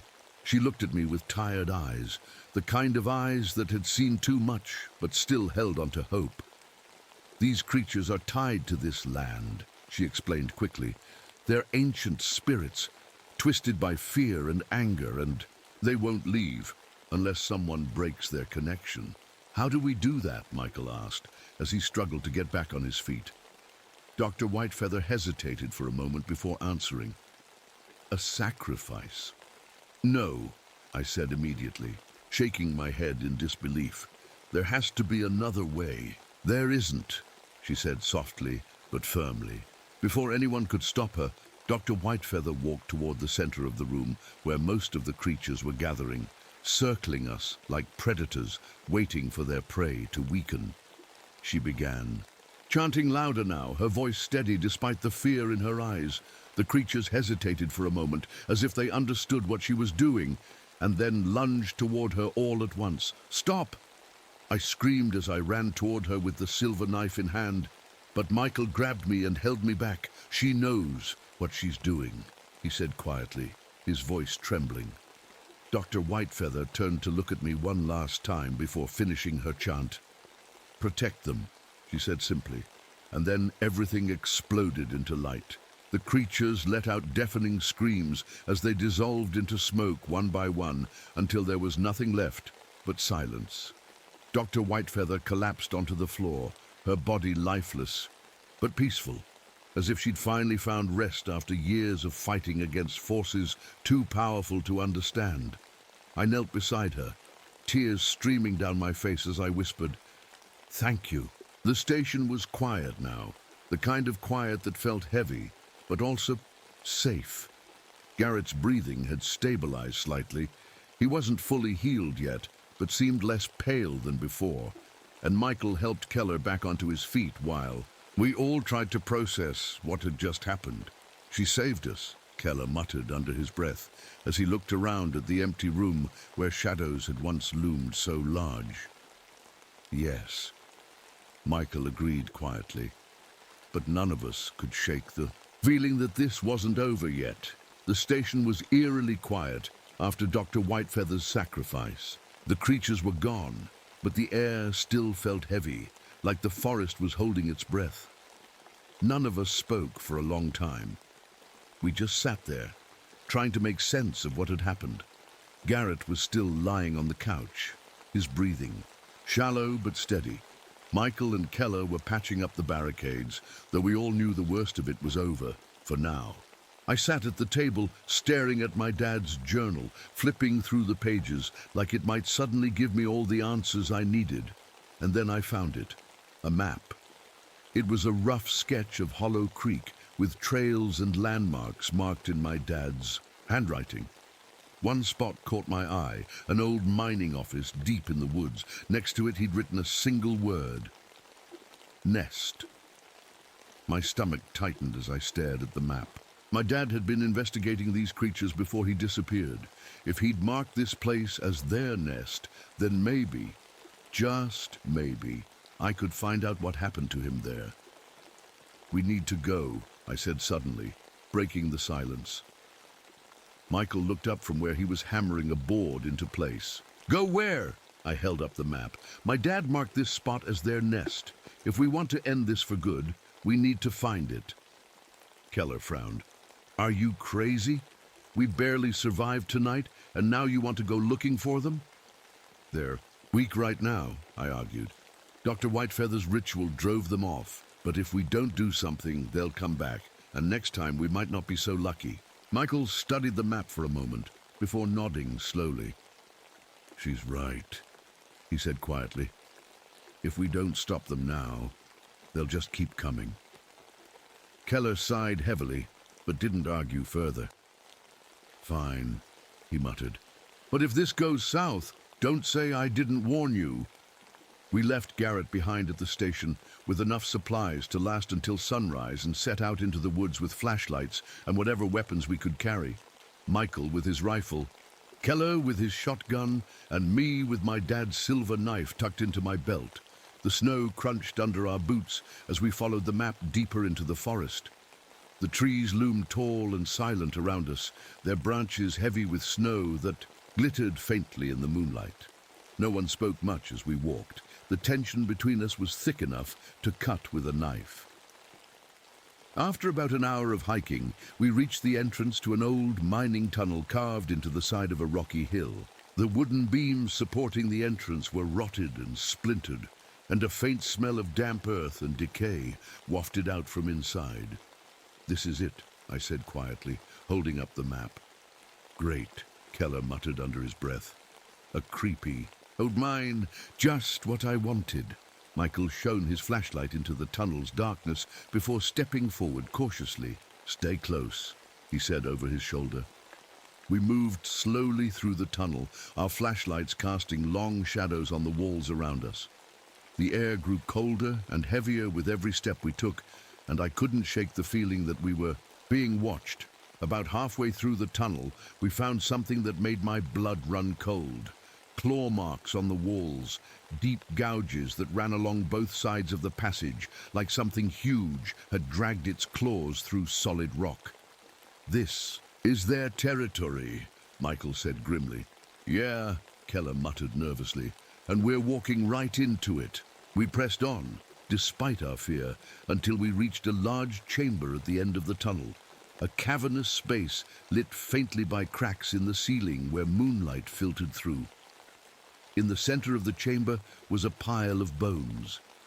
Animal bones, mixed with human ones, and scattered among them were scraps of clothing and personal items, watches, wallets, things that belonged to people who had disappeared in Hollow Creek over the years.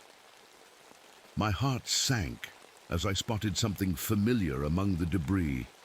A worn leather notebook, the same kind my dad used for his journals. I rushed forward and picked it up with trembling hands. It's his, I whispered hoarsely. Michael and Keller stood behind me silently as I flipped through its pages. Most of them were blank or smeared with dirt and blood, but one entry near the back caught my eye. They can be killed, but only if you destroy their alpha. What does it mean? Michael asked quietly. I swallowed hard before answering. These creatures, they're like a pack. If we take out their leader, maybe it'll stop them for good. Before anyone could respond, a low growl echoed through the chamber. A sound so deep and guttural that it made my chest vibrate. We turned toward the source of the noise just in time to see something step out from one of the shadows. A creature taller than any of us had imagined, its glowing eyes fixed on us like burning coals. It wasn't just big, it was wrong. Its body shifted unnaturally as it moved closer, its limbs too long and its movements too smooth for anything that should exist in real life. That's got to be their alpha, Keller muttered shakily as he raised his shotgun. The creature let out another growl before lunging toward us, and all hell broke loose. The alpha creature lunged at us, its claws slicing through the air like knives. Keller fired his shotgun, the blast echoing through the cavern, but it barely slowed the thing down. It roared, a sound so loud and unnatural that it felt like it was shaking the ground beneath us. "Move!" Michael shouted, pulling me back. As the creature swiped at where I'd just been standing, I clutched the silver knife tightly in my hand, my heart pounding so hard I thought it might explode. The creature's glowing eyes locked onto me, and for a moment I felt frozen in place. It wasn't just looking at me, it was inside my head, twisting my thoughts, making me doubt everything. Vicky. It spoke my name in that distorted voice again, and this time it sounded almost pleading. You don't have to fight. I shook my head violently, trying to block out its words. You're lying, I shouted back. Michael fired his rifle, hitting the creature square in the chest. It staggered for a moment before letting out another deafening roar and charging at him. Keller grabbed a metal pipe from the ground and swung it at the creature's head with all his strength, knocking it off balance just long enough for Michael to reload. We need to kill it now, Michael yelled as he aimed again. I remembered my dad's journal, the entry about destroying the Alpha, and knew what I had to do. The silver knife was our only chance. Cover me! I shouted as I ran toward the creature, dodging its claws and teeth as best I could. Michael and Keller fired their weapons repeatedly, distracting it just enough for me to get close. My hands were shaking as I raised the knife, but I forced myself to focus on what mattered, ending this nightmare once and for all. The creature turned toward me at the last second, its glowing eyes narrowing as it realized what I was about to do. It lunged forward, its claws inches from my face, but I plunged the knife into its chest with all my strength before it could reach me. For a moment, everything stopped. The creature let out a horrible screech that echoed through the cavern before, collapsing onto the ground in a heap of black smoke and twisted limbs. Its body dissolved slowly into ash, leaving nothing behind but silence. Michael and Keller rushed over to me as I fell to my knees, gasping for breath. You did it, Michael said quietly, his voice filled with relief. I nodded weakly, still, clutching the knife in my trembling hand. As we made our way back through the tunnel, the air felt lighter, less oppressive, and the forest outside seemed calmer than before. The howls were gone, replaced by an eerie silence that somehow felt peaceful. When we returned to the station, Garrett was sitting up on the couch, his color returning slowly but noticeably. They're gone, he said softly when he saw us. They won't be coming back, I replied firmly. The next morning, as sunlight finally broke through the clouds and melted some of the snow outside, we packed up our things and prepared to leave Hollow Creek behind. Before we left, I buried Dr. Whitefeather's protective charm near her favorite spot by the station, a small clearing surrounded by tall pine trees, and whispered a quiet thank you for everything she'd done to save us. As we drove away from Hollow Creek, in Sheriff Keller's truck later that day, I couldn't help but look back at the forest one last time. I didn't find all the answers I'd been looking for, not about my dad or why these creatures existed, but I found enough to know that some mysteries are better left unsolved, and maybe that's okay.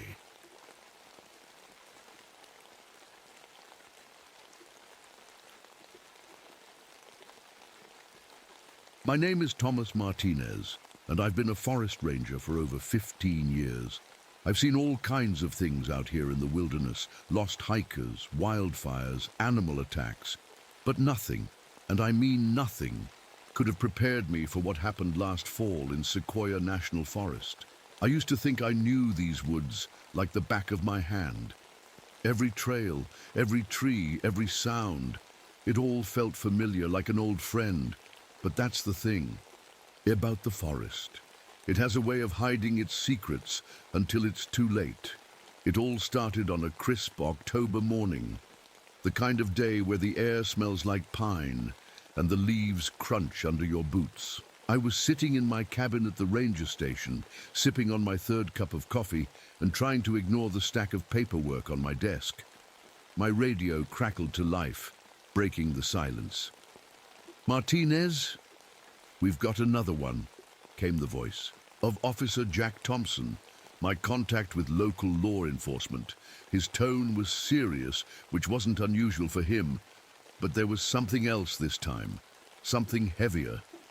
Another what? I asked, already knowing I wouldn't like the answer. Missing hiker. Young couple this time. They were supposed to check out 2 days ago, but never did. Their car's still in the lot. I sighed and rubbed my temples. This wasn't the first time someone had gone missing in these woods, but lately it had been happening more often than usual, too often. All right, I said, I'll head out and take a look. Before I left, I grabbed my gear, a flashlight, a map, my radio, and my old hunting knife. It wasn't much, but it made me feel better to have it on me. You never know what you might run into out there. As I stepped outside, I took a deep breath of the cool mountain air. The sun was just starting to rise over the trees, casting long shadows across the ground. It was beautiful in a way that made you forget how dangerous this place could be. I made my way to the trailhead where the couple's car was parked. It was an older model sedan with a layer of dust on it that told me it hadn't moved in days. Inside were some empty water bottles and a map folded neatly on the passenger seat, a map that showed they'd been planning to hike up to Eagle's Peak. Eagle's Peak wasn't an easy hike. It was steep, rocky, and remote, exactly the kind of place where people could get into trouble if they weren't careful. As I started up the trail, I couldn't shake this feeling that something was off. The forest felt different somehow, quieter than usual. No birds chirping, no rustling leaves, just silence. It was like the whole place was holding its breath. About an hour into my hike, I came across something that made me stop dead in my tracks. A deer carcass lying just off the trail.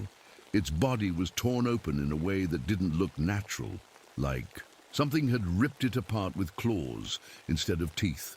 I crouched down to get a closer look and noticed strange marks around its neck and sides, long gashes that didn't match any predator I knew of in these woods. Mountain lions don't do this kind of damage, and bears usually leave more behind than just clean cuts like these. That's when I heard it, the sound that would haunt me for weeks afterward. It started as a low growl coming from somewhere deeper in the forest. At first, I thought maybe it was just my imagination playing tricks on me, or maybe even an echo from some distant animal call. But then it grew louder and closer. My heart started pounding as I stood up and scanned my surroundings with my flashlight. The beam cut through the shadows but didn't reveal anything except more trees and rocks. "Hello?" I called out, even though I knew better than to expect an answer. The growling stopped abruptly, as if whatever had made it knew I was looking for it and didn't want to be found. I stood there for what felt like an eternity before finally deciding to move on. Whatever had killed that deer wasn't something I wanted to meet face to face, not without backup anyway. By midday, I reached a small clearing where someone had set up camp recently. A tent half collapsed on one side with gear scattered around. Like whoever had been here left in a hurry. There were no signs of struggle, no blood or footprints, but something about this place felt wrong too. Like whoever had been here wasn't alone when they left. Radioed back to Jack to let him know what I'd found so far. "No sign of them yet," I said quietly into my mic, as if speaking too loudly might wake up whatever was lurking nearby. "Keep looking," he replied curtly before signing off again, without another word. And so I kept going deeper into those woods, deeper into whatever nightmare waited for me there. After finding that abandoned campsite and the torn-up deer, I couldn't shake the feeling that something wasn't right. I made my way back to the ranger station, hoping to regroup and figure out my next move. The forest felt heavier now, like it was pressing in on me with every step. Even the sunlight filtering through the trees seemed dimmer somehow. When I got back to the station, Officer Jack Thompson was waiting for me. Jack was a tall guy with a no-nonsense attitude. He'd seen his fair share of strange things over the years, but even he looked uneasy this time. "Find anything?" he asked, leaning against his squad car. I nodded. "Abandoned campsite up near Eagle's Peak. No sign of the hikers, but there's something weird going on out there." Jack raised an eyebrow. "Weird how?" I hesitated for a moment before answering. "There's a dead deer on the trail. Looks like it was attacked by something, not a bear or mountain lion, though. The cuts are different. Jack frowned and crossed his arms. Different how? I shook my head. I don't know how to explain it. Just doesn't look natural. Jack didn't say anything for a while, just stared off into the woods like he was trying to figure out what to do next. Finally, he spoke. All right, we'll need to go back out there, check the area again, maybe widen the search. I sighed and rubbed my temples. I wasn't looking forward to going back into those woods, but I knew we didn't have much of a choice. Before we headed out, Jack called in some backup, a couple of volunteers from search and rescue, and another ranger named Jeremy Wilson. Jeremy was younger than me, fresh out of training and full of enthusiasm for his job. He was one of those guys who loved talking about local legends and folklore, always eager to share some creepy story about ghosts or monsters in the woods. As we loaded up our gear and prepared to head back out, Jeremy couldn't help but bring up one of his favorite topics, skinwalkers. You ever hear about them? He asked as we walked toward the trailhead. I glanced at him, already regretting letting him tag along. Skinwalkers? Yeah, I've heard stories. Jeremy grinned like a kid telling a spooky campfire tale. They're supposed to be these shape-shifting creatures from Native American legends, can take on the form of animals or even people. Pretty creepy stuff. Jack rolled his eyes but didn't say anything. Diane Powell, one of the search and rescue volunteers, looked uncomfortable as she adjusted her backpack. Let's focus on finding those hikers, Jack said firmly, cutting Jeremy off before he could launch into another story. The hike back up to Eagle's Peak felt different this time, not just because there were more of us, but because the forest seemed even quieter than before. No birds chirping, no wind rustling through the trees, just that eerie silence that made you feel like you were being watched. As we reached the abandoned campsite again, Diane pointed out something I hadn't noticed earlier. Strange markings carved into one of the trees near the tent. They looked like symbols, circles and lines arranged in a pattern that didn't make any sense to me. What do you think they mean? She asked quietly. Jeremy stepped closer to get a better look. Could be some kind of ritual, he said, with way too much excitement in his voice. Jack shot him a warning look, but didn't say anything. We spent hours searching the area around Eagle's Peak, calling out for the missing hikers, checking every trail and clearing, but found nothing except more signs that someone had been there recently. Footprints in the dirt, empty water bottles left behind. By late afternoon, we decided to split up into pairs to cover more ground. Jack, with Diane, and me with Jeremy. As Jeremy and I made our way deeper into the woods, he couldn't resist bringing up skinwalkers again. You know, he said casually as we climbed over a fallen tree trunk, some people think they're responsible for disappearances like this. I sighed and kept walking. Jeremy, let's not jump to conclusions. He shrugged but didn't seem fazed by my dismissal. I'm just saying, it's weird how many people go missing in places like this without any trace. I didn't respond. I couldn't argue with him because deep down, I was starting to wonder if there might be some truth to those stories after all. As we continued searching, that uneasy feeling grew stronger, the sense that something was watching us from just beyond the trees. Every now and then, I thought I saw movement out of the corner of my eye, a shadow darting between trunks or branches, swaying when there wasn't any wind. But whenever I turned to look directly at it, there was nothing there. Thomas, Jeremy said suddenly, his voice low and tense. I stopped walking and turned to face him. What is it? He pointed ahead toward a clearing where something shiny caught the light, a piece of metal lying half buried in the dirt. We stepped closer to investigate and found what looked like part of a hiking backpack, a buckle or strap that had been torn clean off, as if someone had ripped it apart with their bare hands. Jeremy swallowed hard as he picked it up and examined it more closely. This doesn't look right. He was right. It didn't look right at all. Jeremy, and I stared at the torn strap in silence for a long moment. It was clear that something bad had happened here, but the question was, what? And where were the hikers? "We should call Jack," Jeremy said finally, his voice quieter than usual. I nodded and pulled out my radio. "Jack, we found something, a piece of gear from one of the hikers. Looks like it's been damaged." There was a pause before Jack responded. "Where are you?" "About half a mile east of the campsite," I said. "Near a clearing." "All right," Jack replied. "Stay put. Diane and I are heading your way." Jeremy and I sat down on a nearby log to wait for them. The forest around us felt heavier than ever, like the trees were closing in on us. I kept scanning the area, my flashlight cutting through the shadows, but all I saw were more trees and rocks. "You think it's an animal?" Jeremy asked after a while. I shrugged.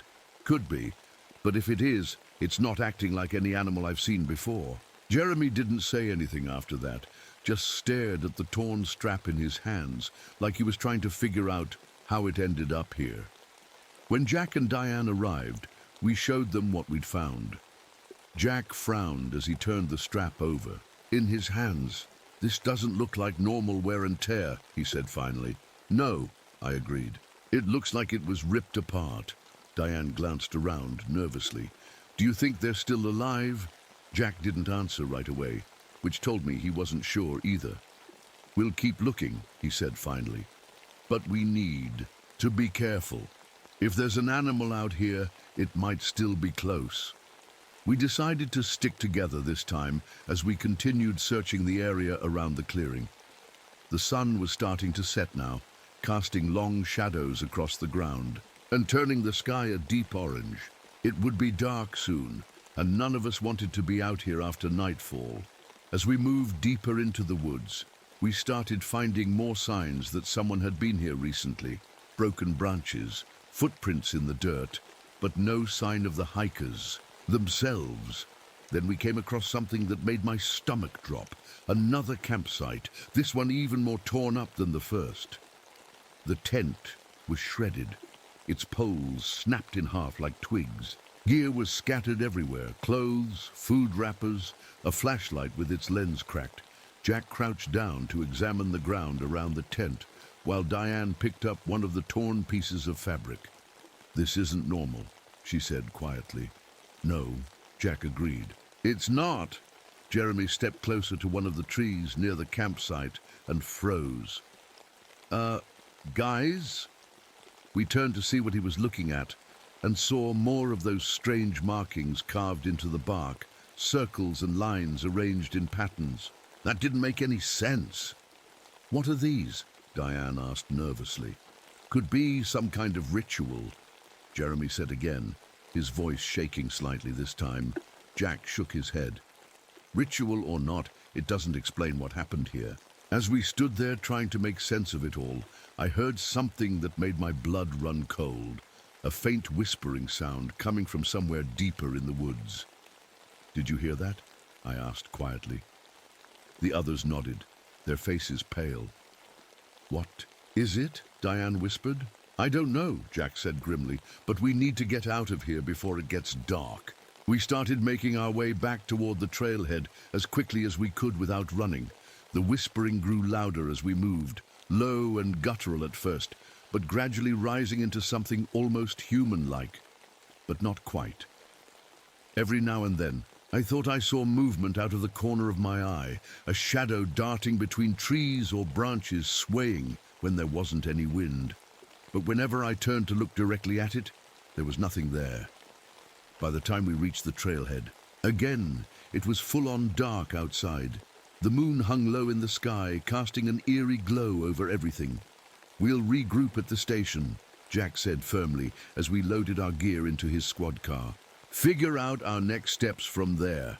As we drove back to the station in silence, I couldn't shake this feeling that whatever had happened out there wasn't over yet, that whatever was lurking in those woods wasn't done with us.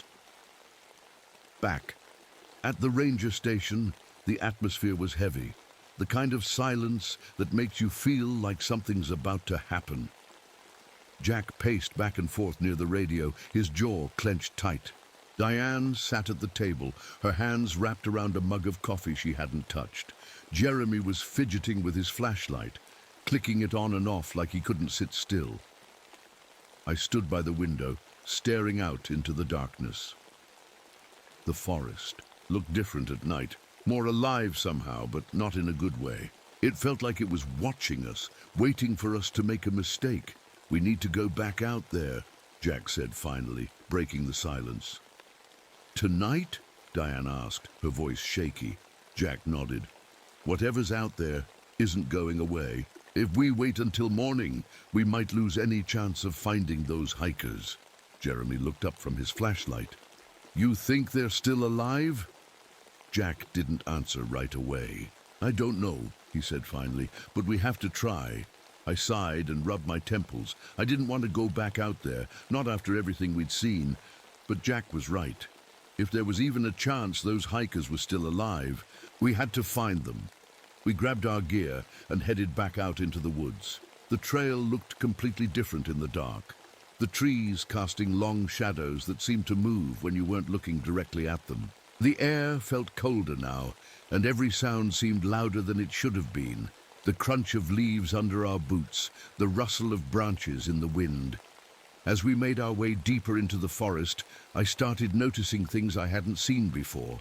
Landmarks that seemed out of place or trails that didn't match the map. It was like the forest itself was changing, shifting around us. "Is it just me?" Jeremy whispered. "Or does this place look different?" "It's not just you," I said quietly. We came across another clearing, a wide open space surrounded by tall trees that seemed to lean inward like they were trying to keep us out. In the center of the clearing was something I couldn't explain, a circle of stones arranged in a pattern that looked ancient, like it had been there for centuries. "What is this?" Diane asked, her voice barely above a whisper. Jeremy crouched down to get a closer look at the stones. "Looks like some kind of ritual site," he said, his tone more serious than usual. Jack frowned as he scanned the area with his flashlight. "Ritual or not, it doesn't explain what happened to those hikers." As we stood there trying to make sense of it all, I heard something that made my stomach drop, a low growling sound coming from somewhere nearby. "Did you hear that?" Diane whispered. We all nodded silently, our eyes darting around the clearing as we tried to figure out where the sound was coming from. The growling grew louder, more guttural, until it sounded like it was right on top of us. But when we turned to look, there was nothing there. "Let's move," Jack said firmly, his voice steady despite the fear I could see in his eyes.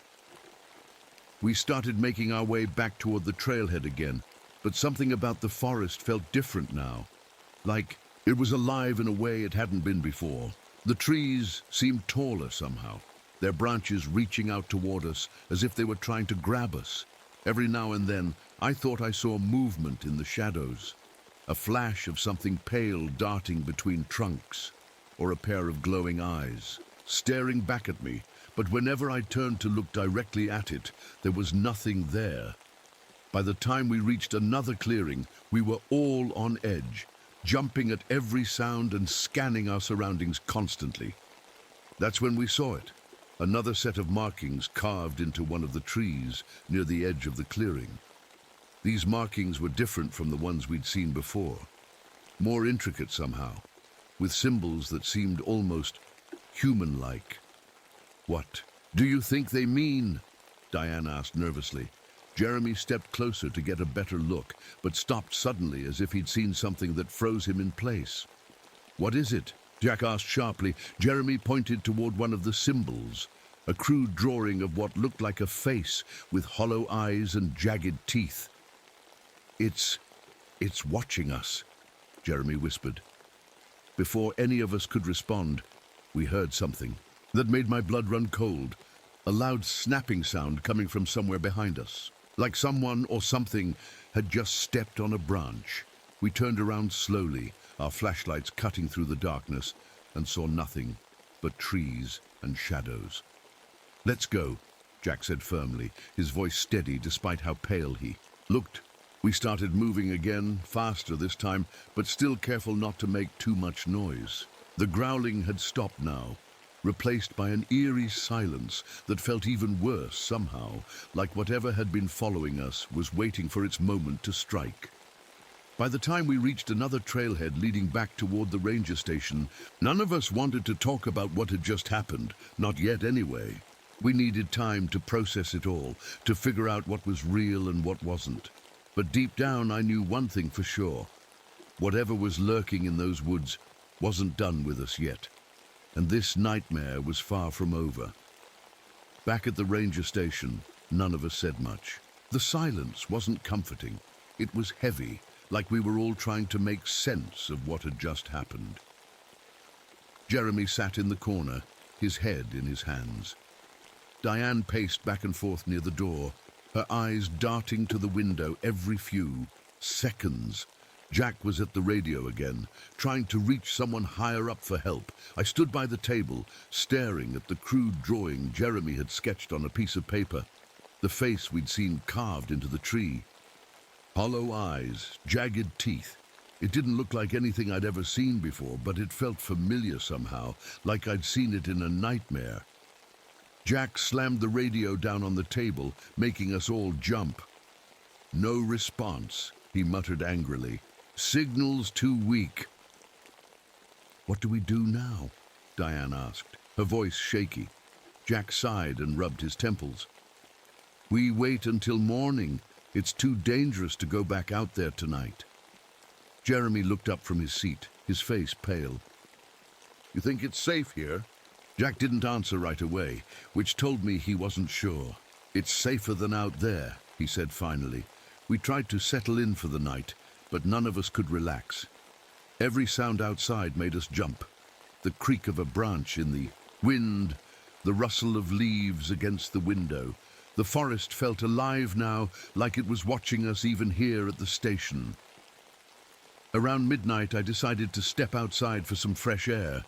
The cabin felt suffocating, and I needed a moment to clear my head. I grabbed my flashlight and stepped onto the porch, letting the cool night air wash over me. The forest was eerily quiet. No wind, no animals, just silence. My flashlight beam cut through the darkness, revealing nothing but trees and shadows. Was about to head back inside when I heard it, a faint whispering sound coming from somewhere nearby.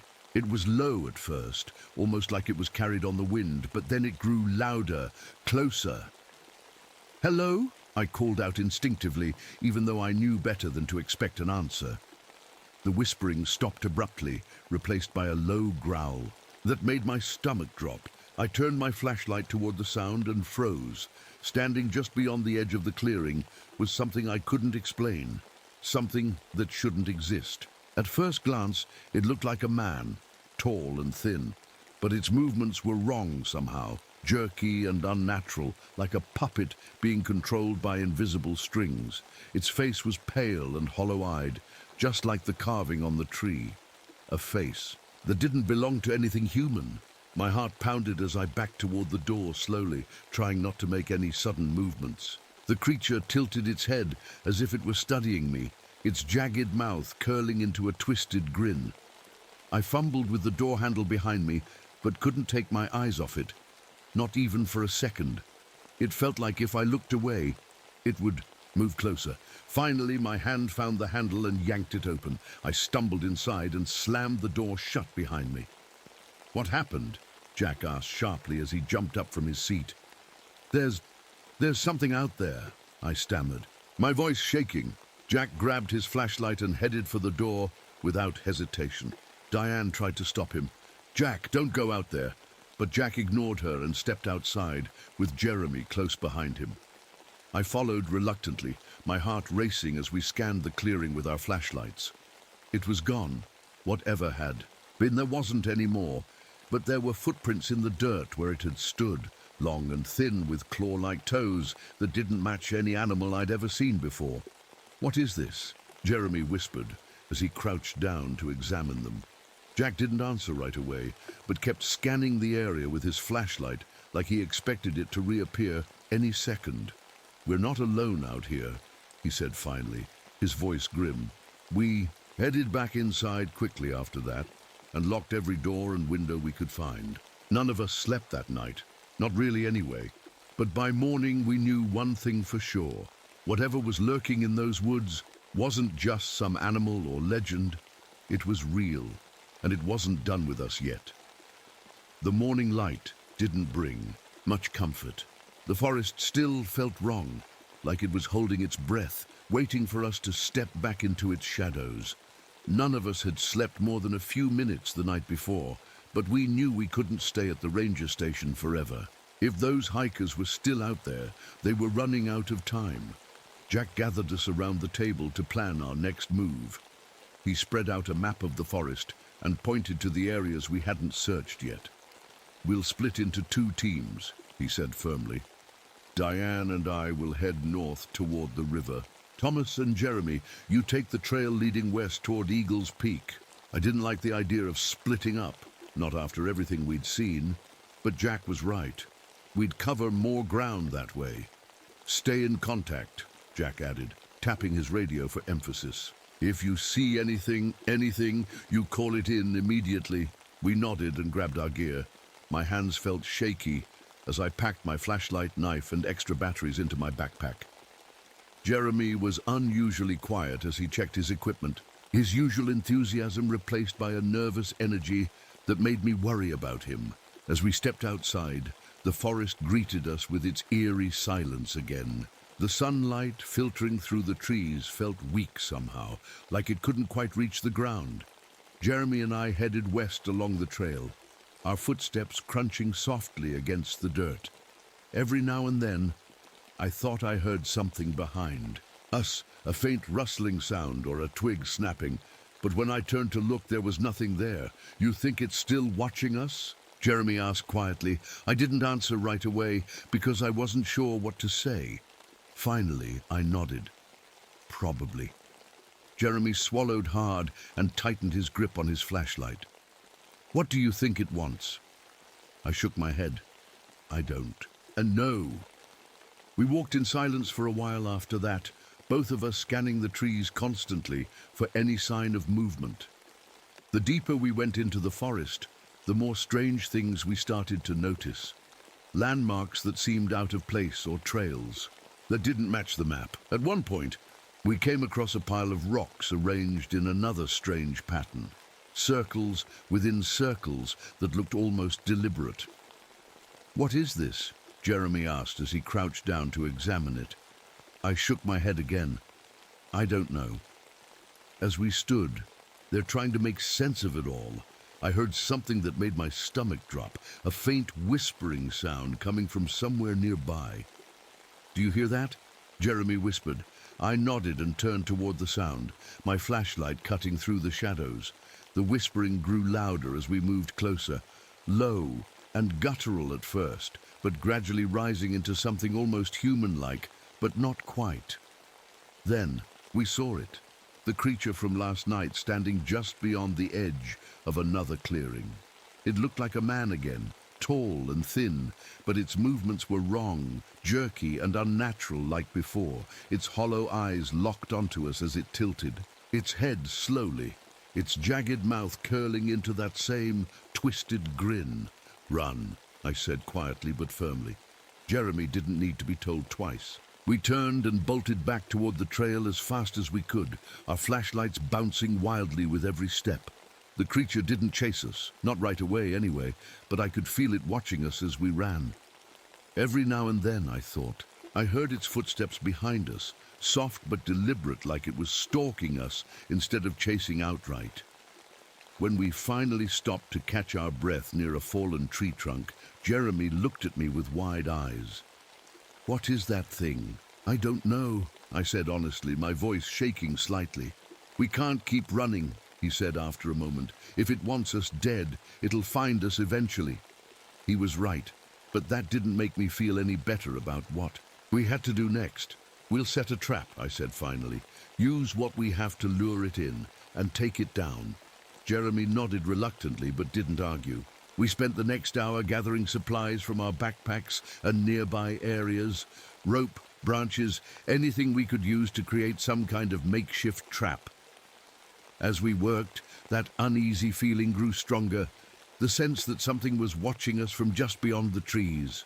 Every now and then, I thought I saw movement out of the corner of my eye, a shadow darting between trunks or branches, swaying when there wasn't any wind. But whenever I turned to look directly at it, there was nothing there. By the time we finished setting up our trap near another clearing, night had fallen again, and with it came that eerie silence once more. We waited in tense silence for what felt like hours, but deep down, I knew one thing for sure. Whatever was lurking in those woods wasn't done with us yet, and this nightmare was far from over. The trap was ready. Jeremy and I sat in the shadows near the clearing, our backs pressed against a large tree. We had tied ropes to branches above us, rigged to fall and pin anything that stepped into the center of the clearing. It wasn't perfect, but it was the best we could do with what we had. The forest around us was quiet, too quiet. That heavy silence had returned, wrapping around us like a blanket we couldn't shake off. Every sound, every rustle of leaves or snap of a twig made my heart jump. Jeremy was gripping his flashlight tightly, his knuckles white. "What if it doesn't come?" he whispered. "It'll come," I said quietly, though I wasn't sure if I believed it myself. We waited for what felt like hours, our nerves stretched thin. The moonlight barely reached us through the thick canopy of trees, casting long shadows across the clearing. My flashlight was off. I didn't want to give away our position, but I kept my hand on it, ready to switch it on at a moment's notice. Then we heard it, a faint, rustling sound coming from somewhere nearby. It was soft at first, almost like the wind moving through the trees, but then it grew louder, closer. Jeremy tensed beside me. "Is that?" I nodded silently and motioned for him to stay quiet. The rustling stopped suddenly, replaced by a low, growling sound that made my stomach drop. It was the same growl we'd heard before, deep and guttural, like something that didn't belong in this world. I tightened my grip on my flashlight as I scanned the clearing with my eyes, trying to pinpoint where the sound was coming from. Then I saw it, a shadow moving between the trees on the far side of the clearing. It was tall and thin again, its movements jerky and unnatural like before. It stepped into the moonlight slowly, its hollow eyes locking onto us, as if it knew exactly where we were hiding. Jeremy let out a shaky breath beside me. "Thomas, stay calm," I whispered. "Don't move."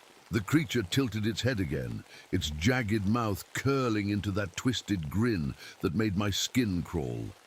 It stepped closer to the center of the clearing, closer to our trap, and for a moment I thought we might actually have a chance.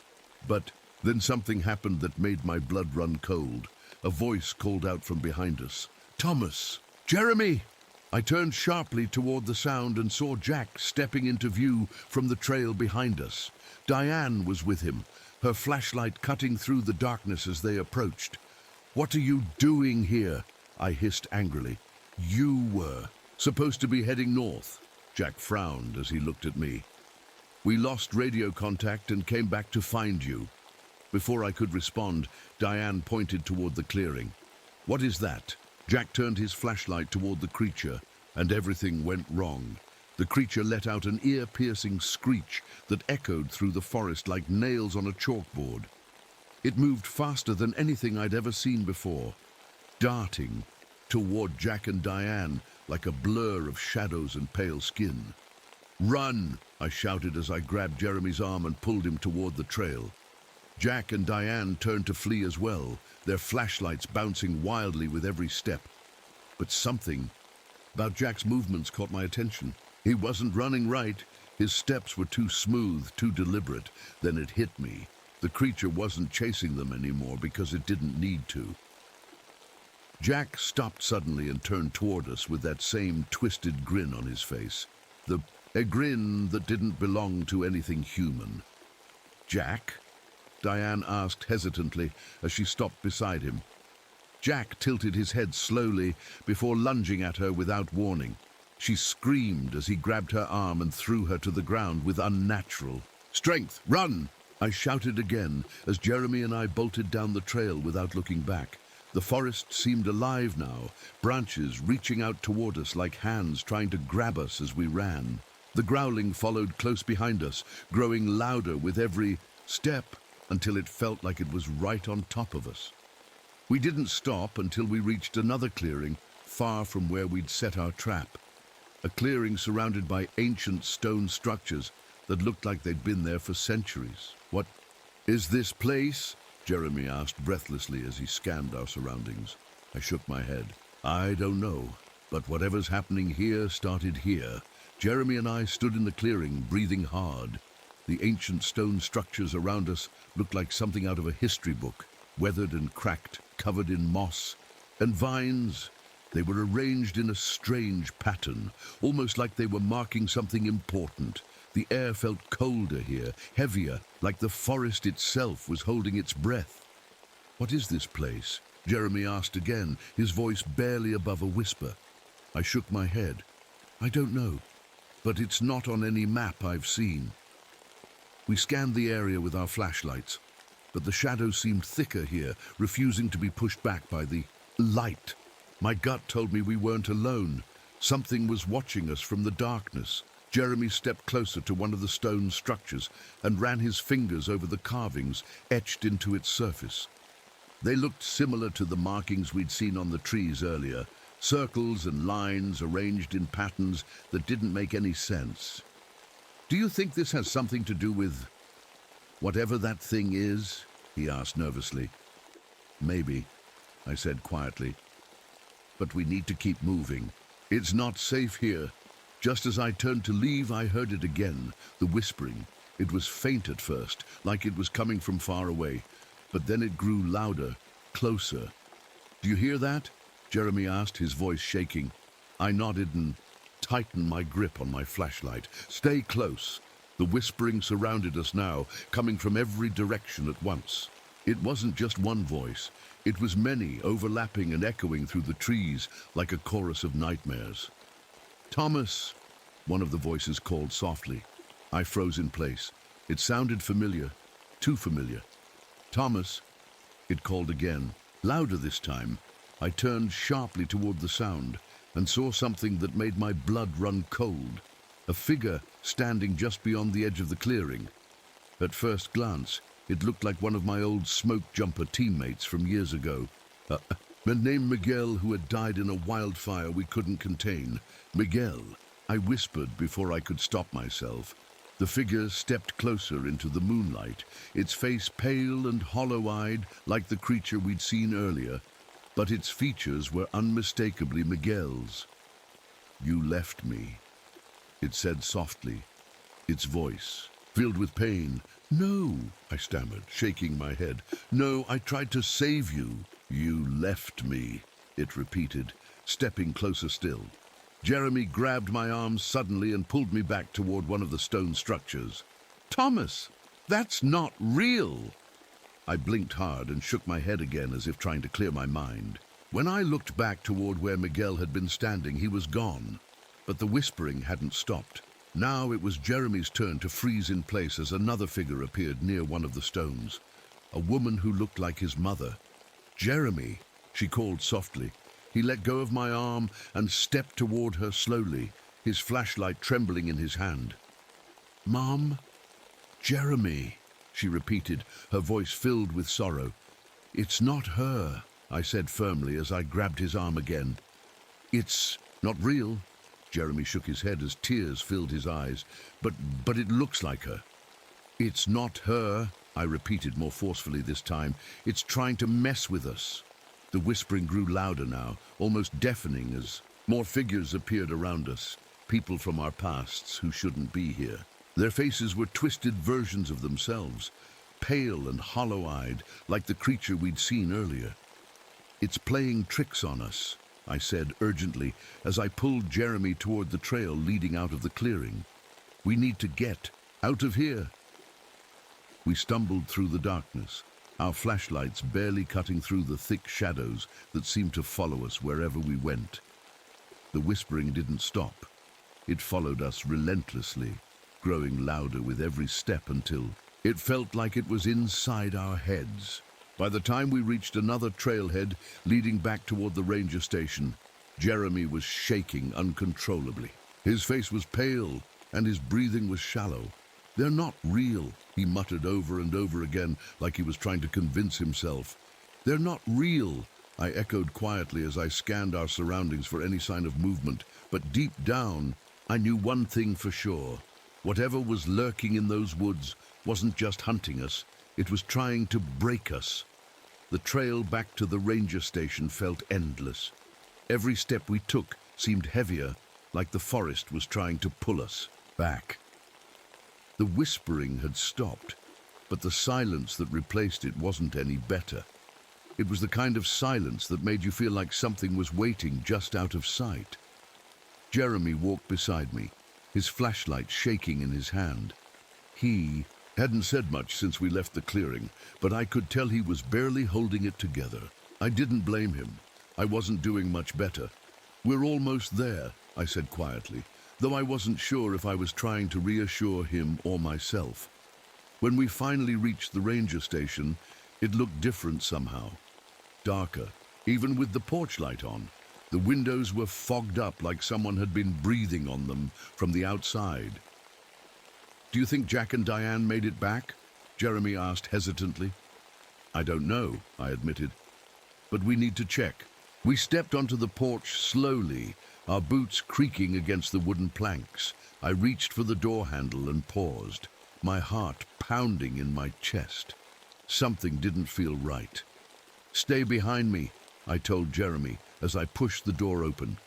The inside of the station was eerily quiet. The lights were still on, but everything felt off.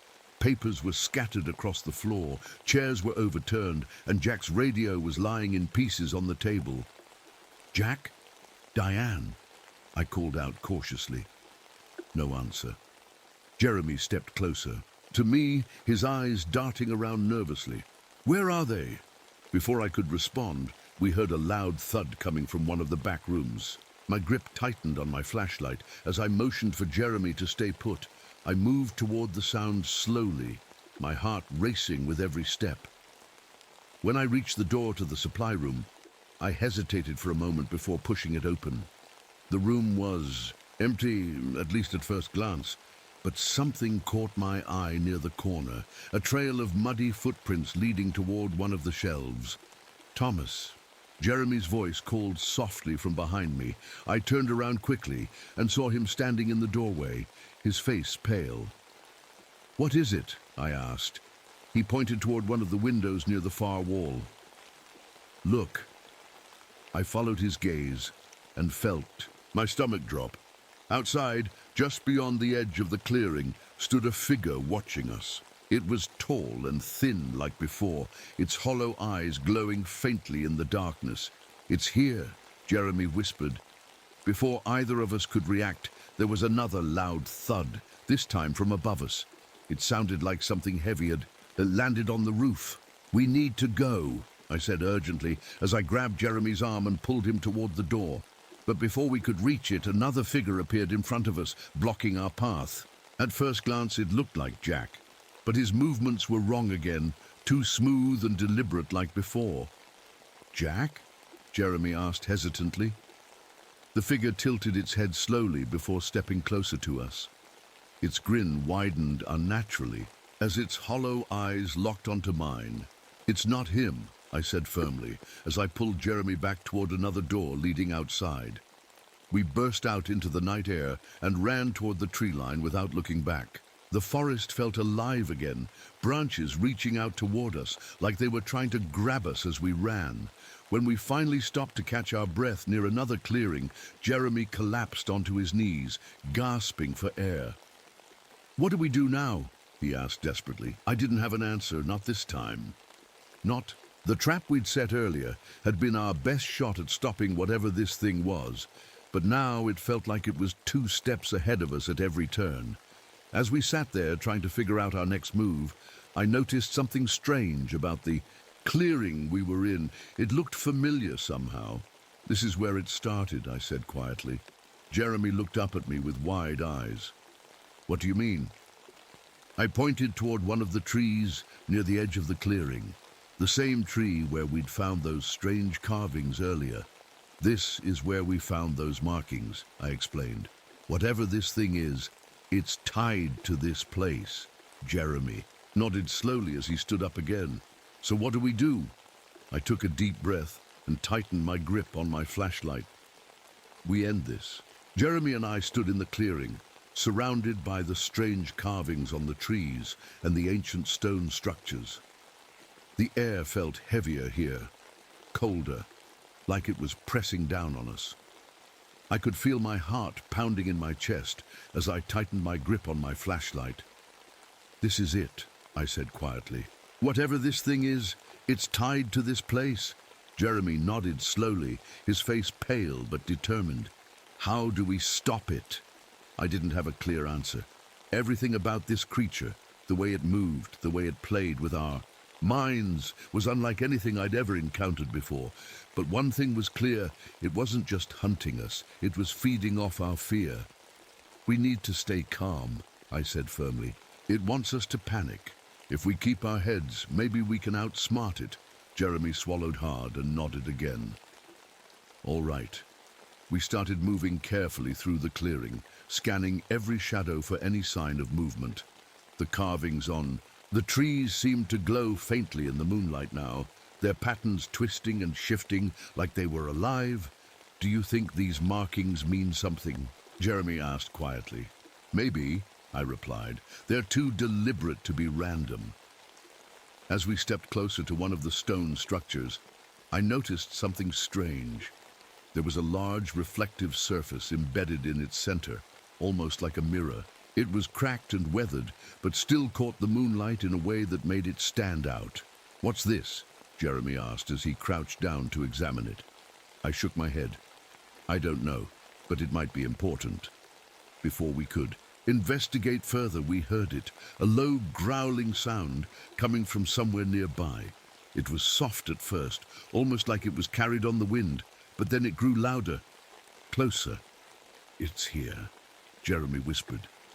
I turned toward the sound and saw the creature stepping into view from the shadows. It looked taller now, more twisted, its hollow eyes glowing faintly as it locked onto us. Stay calm, I said quietly as I grabbed Jeremy's arm. Don't let it mess with your head. The creature tilted its head slowly before stepping closer to us. Its movements were jerky again, unnatural like before, but this time there was something different about it. It wasn't just watching us, it was studying us. It knows we're trying to stop it, Jeremy said nervously. Good, I replied firmly. Let's give it a reason to be scared. I grabbed a rock from the ground and hurled it toward one of the carvings on the trees. The moment the rock hit the bark, the creature let out an ear-piercing screech that echoed through the clearing. It's connected to these markings, Jeremy shouted. Keep going, I yelled back as I grabbed another rock and threw it toward another tree. The creature screeched again and lunged toward us, but stopped suddenly when its reflection caught in the mirror-like surface of the stone structure. It froze in place, its hollow eyes locking onto its own distorted image. For a moment, it looked confused, like it didn't understand what it was seeing. This is its weakness, I shouted as I grabbed Jeremy's arm and pulled him toward another stone structure with a similar reflective surface. The creature screeched again and lunged at us, but each time its reflection caught in one of the mirrors, it stopped abruptly, as if paralyzed by its own image. We need to trap it, Jeremy yelled over the sound of its screeches. I nodded and motioned for him to grab one of the ropes we'd brought earlier. Together, we rigged a makeshift barrier around one of the larger mirrors using branches and rope, forcing the creature to confront its reflection directly. As soon as we finished setting up the trap, the creature lunged toward us again, but this time its movements were slower, more hesitant, as if it knew what was coming.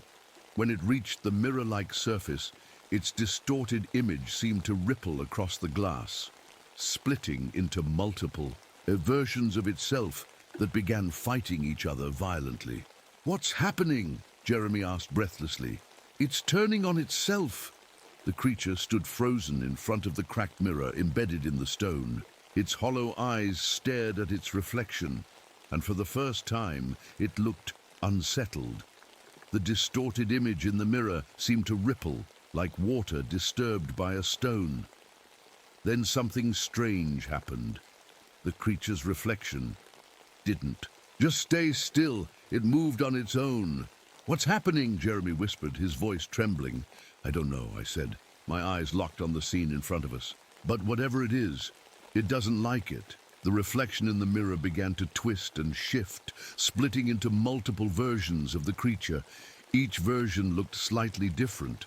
Some taller, some shorter, some with even more jagged features. They seemed to be fighting each other inside the glass, clawing and screeching like wild animals.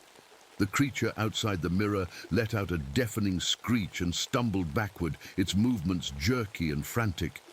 It was like it couldn't handle what it was seeing. This is its weakness, I said firmly, gripping Jeremy's shoulder. It can't face itself. Jeremy nodded quickly. What do we do now? We need to keep it here, I said. Force it to stay in front of the mirror.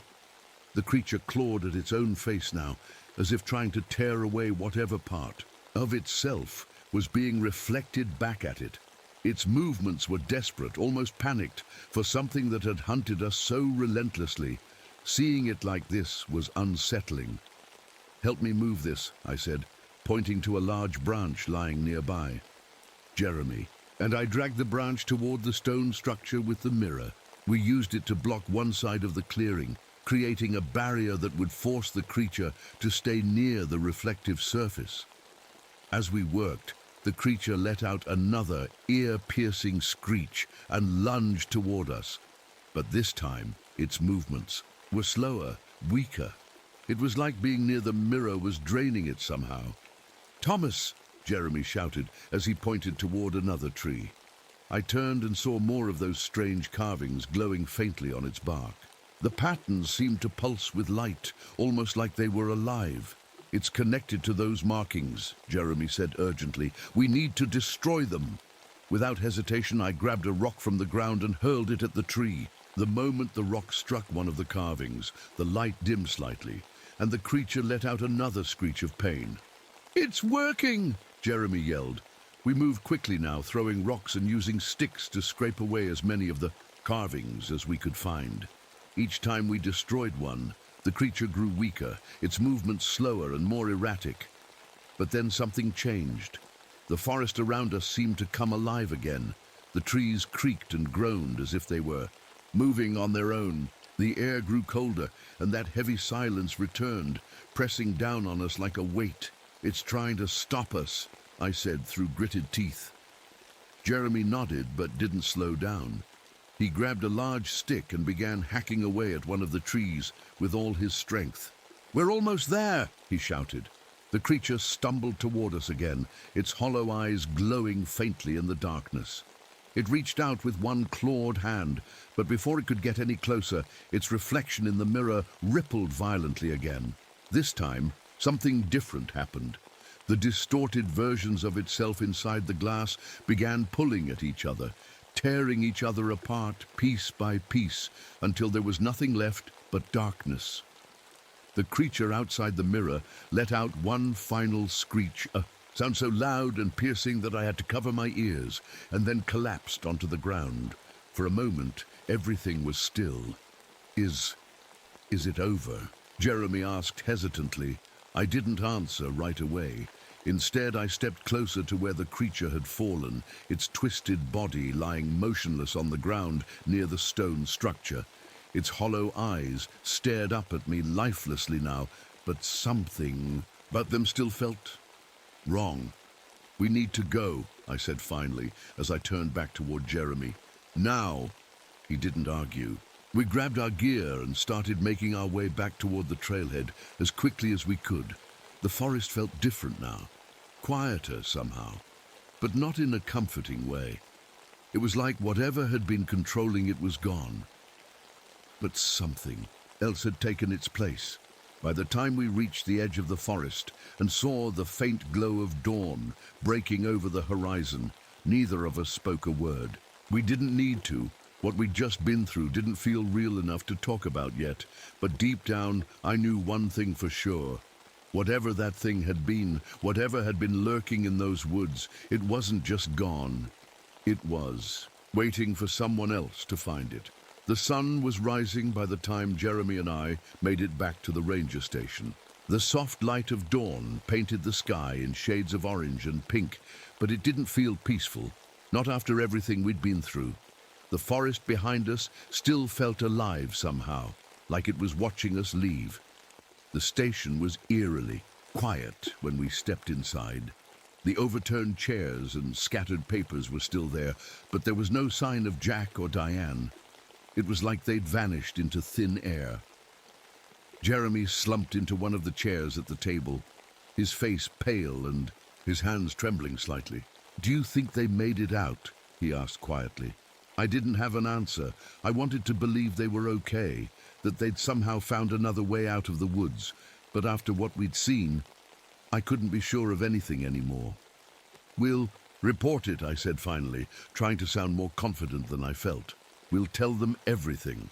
Jeremy nodded slowly, but didn't say anything else. He just stared down at his hands, like he was trying to process everything that had happened.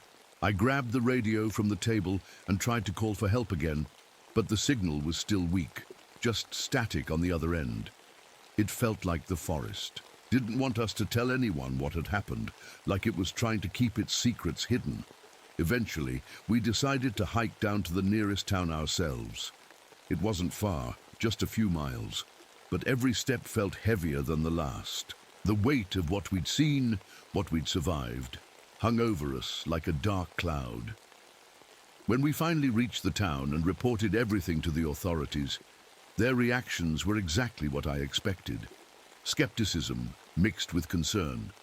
They sent a search team into the forest later that day, but when they came back, they said they didn't find anything unusual.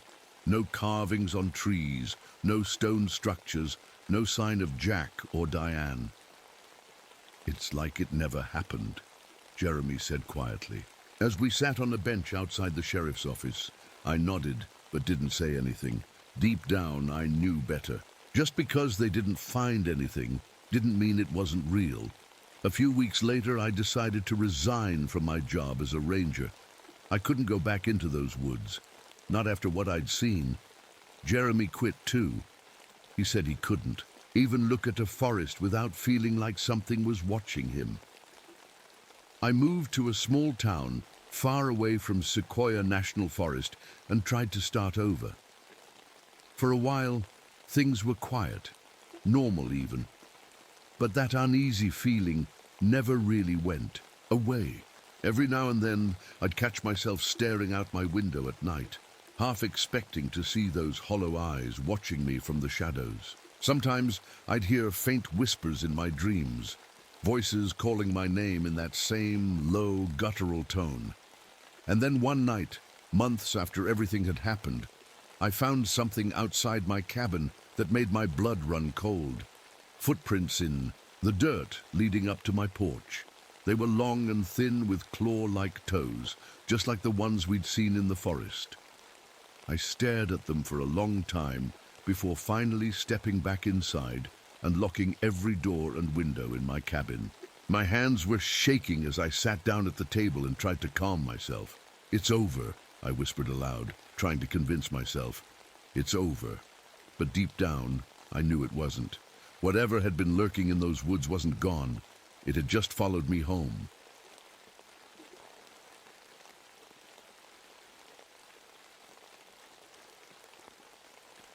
My name is Douglas Harrison, and I've been a park ranger for over 15 years. I've seen just about everything nature has to offer: majestic sunsets, dangerous wildlife, and even the occasional lost hiker who swears they saw Bigfoot. But nothing could have prepared me for what happened in Timber Ridge Wilderness area. Timber Ridge is unlike any other place I've worked. It's remote, tucked away in the far reaches of Washington state, surrounded by towering evergreens that seem to stretch endlessly into the sky. The air always feels heavy there, like the forest is holding its breath. Locals call it the Watcher's territory, but most people laugh it off as folklore. Just another spooky story to keep kids from wandering too far into the woods. I never believed in those stories, at least not until last summer. It all started when I was assigned to lead a team into Timber Ridge to investigate strange wildlife patterns. Animals had been disappearing, entire herds of deer, packs of wolves, and no one could figure out why. Joining me on this trip were Dr. Monica Reynolds, a wildlife biologist who was as sharp as she was stubborn. Jack Peterson, a rugged local guide who knew the area like the back of his hand. Marcus Chen, a graduate student eager to prove himself. And Deputy Diana Morris, sent along for safety since Timber Ridge had a history of missing persons. We were supposed to spend 2 weeks in the wilderness, collecting data and figuring out what was going on. Simple enough, right? But from the moment we arrived, something felt wrong. The first thing I noticed was the silence. Forests are never truly quiet. You hear birds chirping, leaves rustling, maybe the occasional snap of a twig underfoot. But Timber Ridge was dead silent, like the whole place had been frozen in time. Even Jack, who had spent years guiding people through these woods, looked uneasy. "This isn't normal," he muttered as we set up camp near the edge of the forest. Not normal at all. I brushed it off at first. Maybe we were just tired from the long drive or spooked by the eerie reputation of the place. But then little things started happening, things we couldn't explain.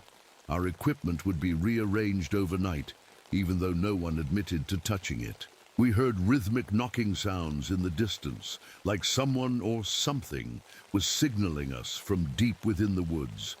Monica tried to stay logical about it all. "Probably just wind or animals," she said every time something strange happened. But I could see it in her eyes. She didn't believe her own words. By the third night, even Marcus was starting to crack jokes about ghosts and monsters just to lighten the mood. "Maybe we'll be famous," he said with a grin. "The first, and people to prove Bigfoot is real."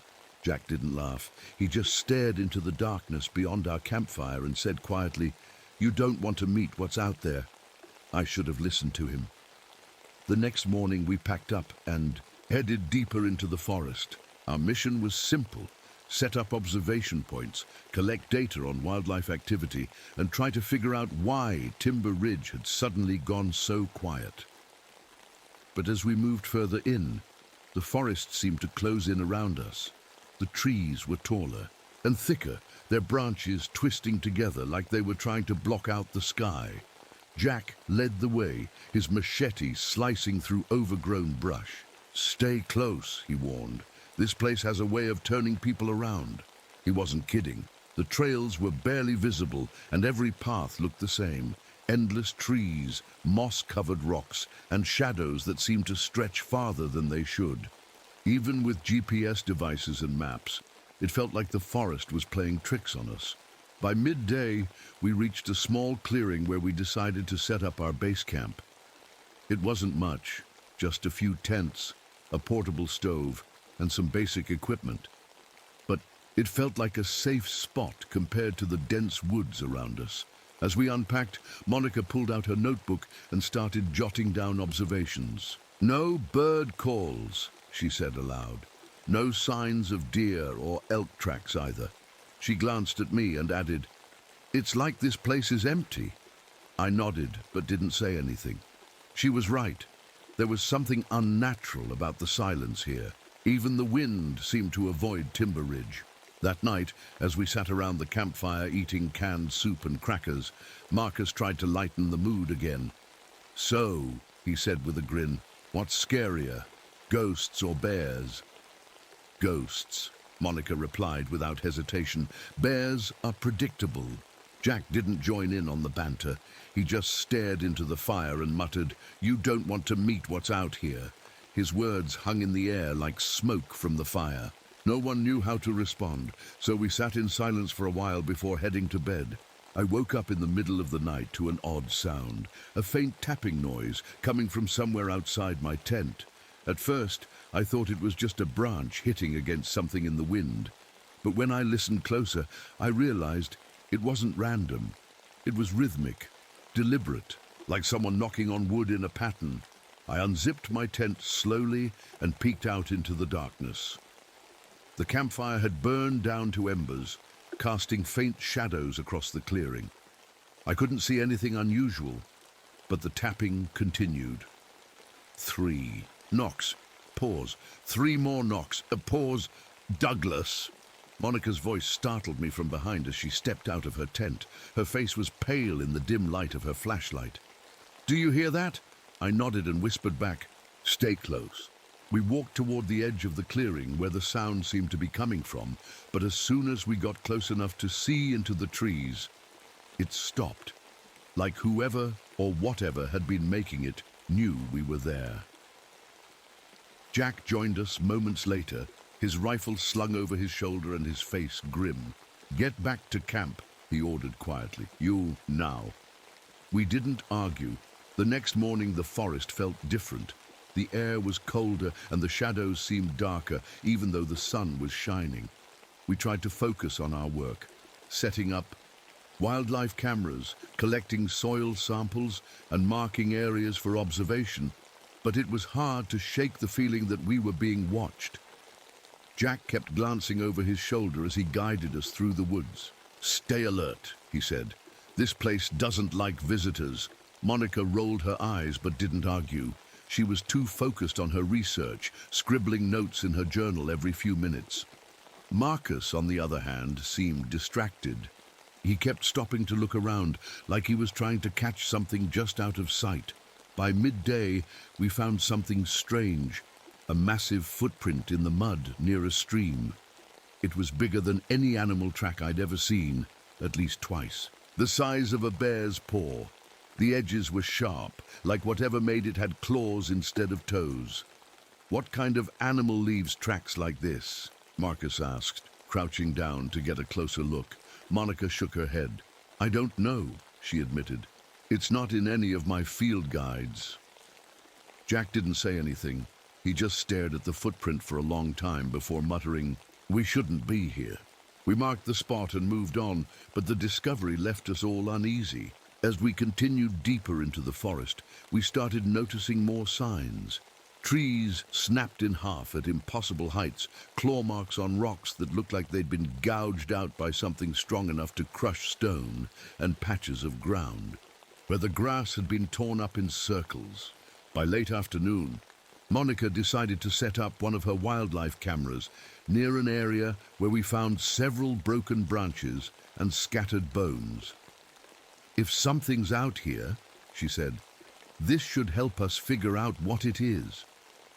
As she adjusted the camera, Marcus wandered off to explore a nearby ridge.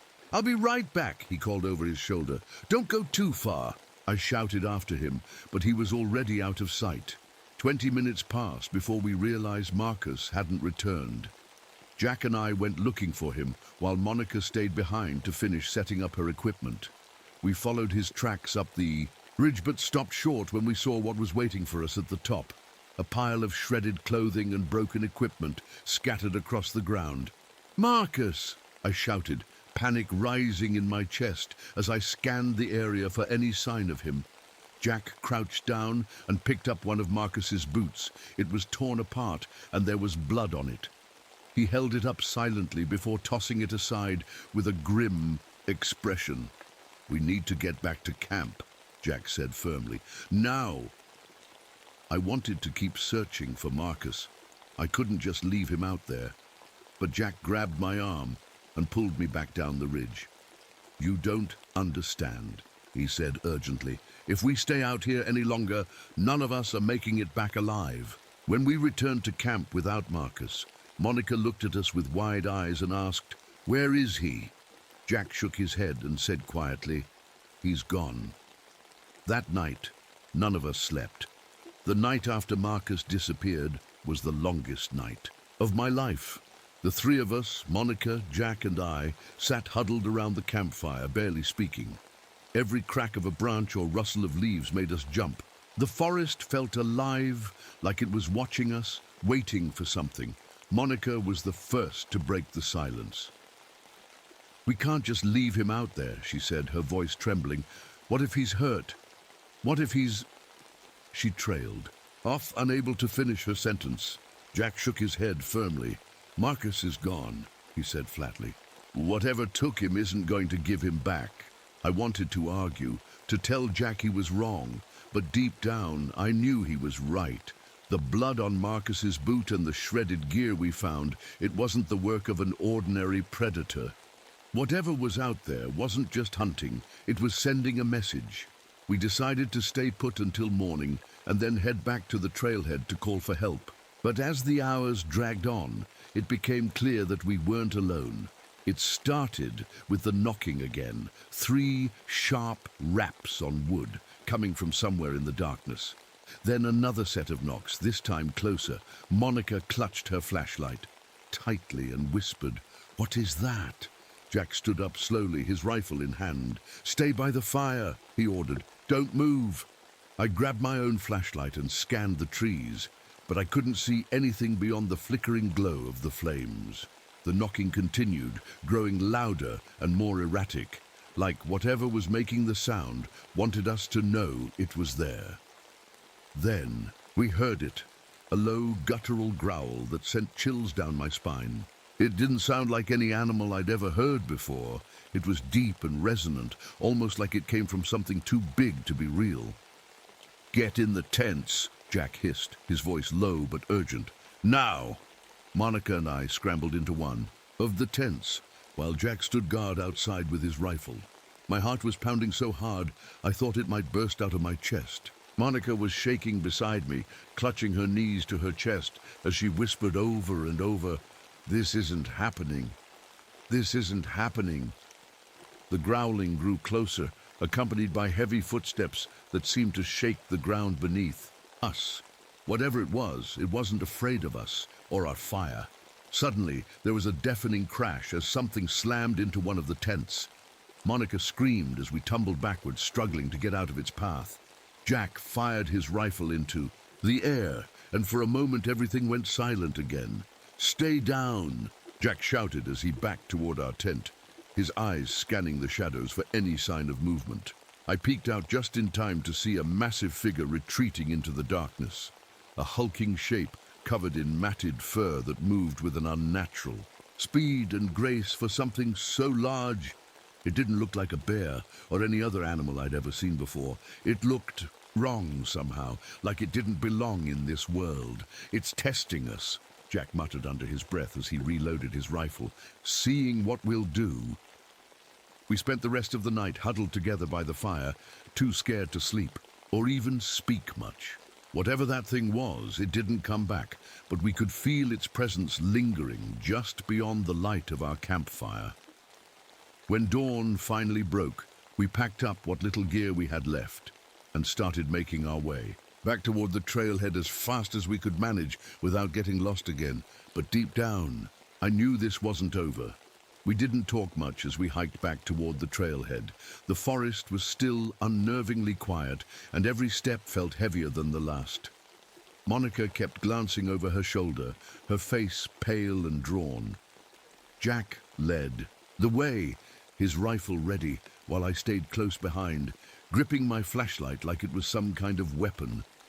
After hours of walking, we stumbled upon something unexpected, a series of carvings etched into the bark of several trees. They were old, weathered by time and nature, but still clear enough to make out. Strange symbols, almost like pictographs, spiraled up the trunks in patterns that didn't make any sense to me. "What is this?" Monica asked, stepping closer to examine one of the carvings. Jack's face darkened as he studied them. "Warnings," he said quietly. "The locals talk about these. They say they were left by the tribes who used to live here, long before settlers came." "Warnings about what?" I asked. Jack hesitated before answering. "They called them the Watchers, said they were protectors of the forest." but also something to be feared. Monica frowned, running her fingers over one of the symbols. Protectors? Protecting what? Jack shrugged. No one knows. Most people think it's just a story. He paused and looked around uneasily. But after what we've seen, maybe it's not.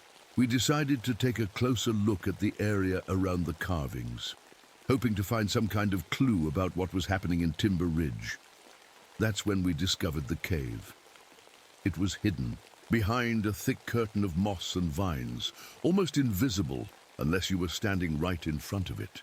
The entrance was narrow and dark, with jagged rocks forming an archway that looked like a mouth frozen mid-scream. "This doesn't feel right," Jack muttered as he peered inside. But Monica was already pulling out her flashlight. Curiosity overriding her fear. "We have to see what's in there," she said firmly. "It might explain everything."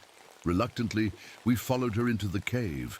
The air inside was damp and cold, carrying a faint metallic smell that made my stomach churn. The walls were covered in more carvings, similar to the ones on the trees outside, but far more detailed and intricate. They depicted strange figures with elongated limbs and hollow eyes, standing over smaller human-like shapes, almost like they were guarding them or hunting them. As we ventured deeper, we found piles of bones scattered across the floor. Animal bones at first, but then others that looked disturbingly human. Monica knelt down to examine one of the skulls, her hands trembling as she picked it up. "These are old," she whispered. "Really old." Jack kept his rifle raised as he scanned the shadows ahead of us. "We shouldn't be here," he said again, his voice tight with tension. I couldn't shake the feeling that we were being watched, not just by whatever had taken Marcus, but by something older and more dangerous than any of us could understand. When we finally emerged from the cave into daylight again, Monica looked shaken but determined. "This isn't just some random predator," she said firmly. "There's something intelligent out here, something that doesn't want us here." Jack nodded grimly and turned to me. "We need to set up defenses tonight," he said. "If it comes back, we need to be ready." Back at camp, we worked quickly to prepare for nightfall. Jack rigged up a perimeter alarm using fishing line and empty cans, while Monica focused on reviewing the footage from her wildlife cameras, what little we had left after our gear had been destroyed. That evening, as darkness fell once again over Timber Ridge, we sat by the fire with weapons close, at hand and nerves stretched thin as wire. Whatever was out there, it wasn't going to stop until it got what it wanted. Night fell faster than any of us expected, and the forest seemed to swallow the last traces of daylight. The fire crackled weakly in the center of our camp, but its light felt small and fragile against the overwhelming darkness surrounding us. Jack's makeshift perimeter alarm hung in place, a thin line of fishing wire tied to cans that would rattle if anything crossed it. It wasn't much, but it was better than nothing. Monica sat close to the fire, her laptop open as she reviewed the footage from her wildlife cameras.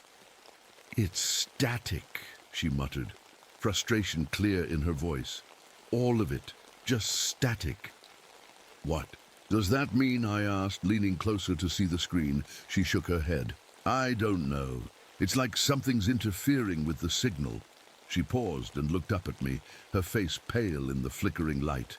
"Whatever's out there, it doesn't want us to see it." Jack was pacing near the edge of camp, his rifle slung over his shoulder and his flashlight sweeping across the trees.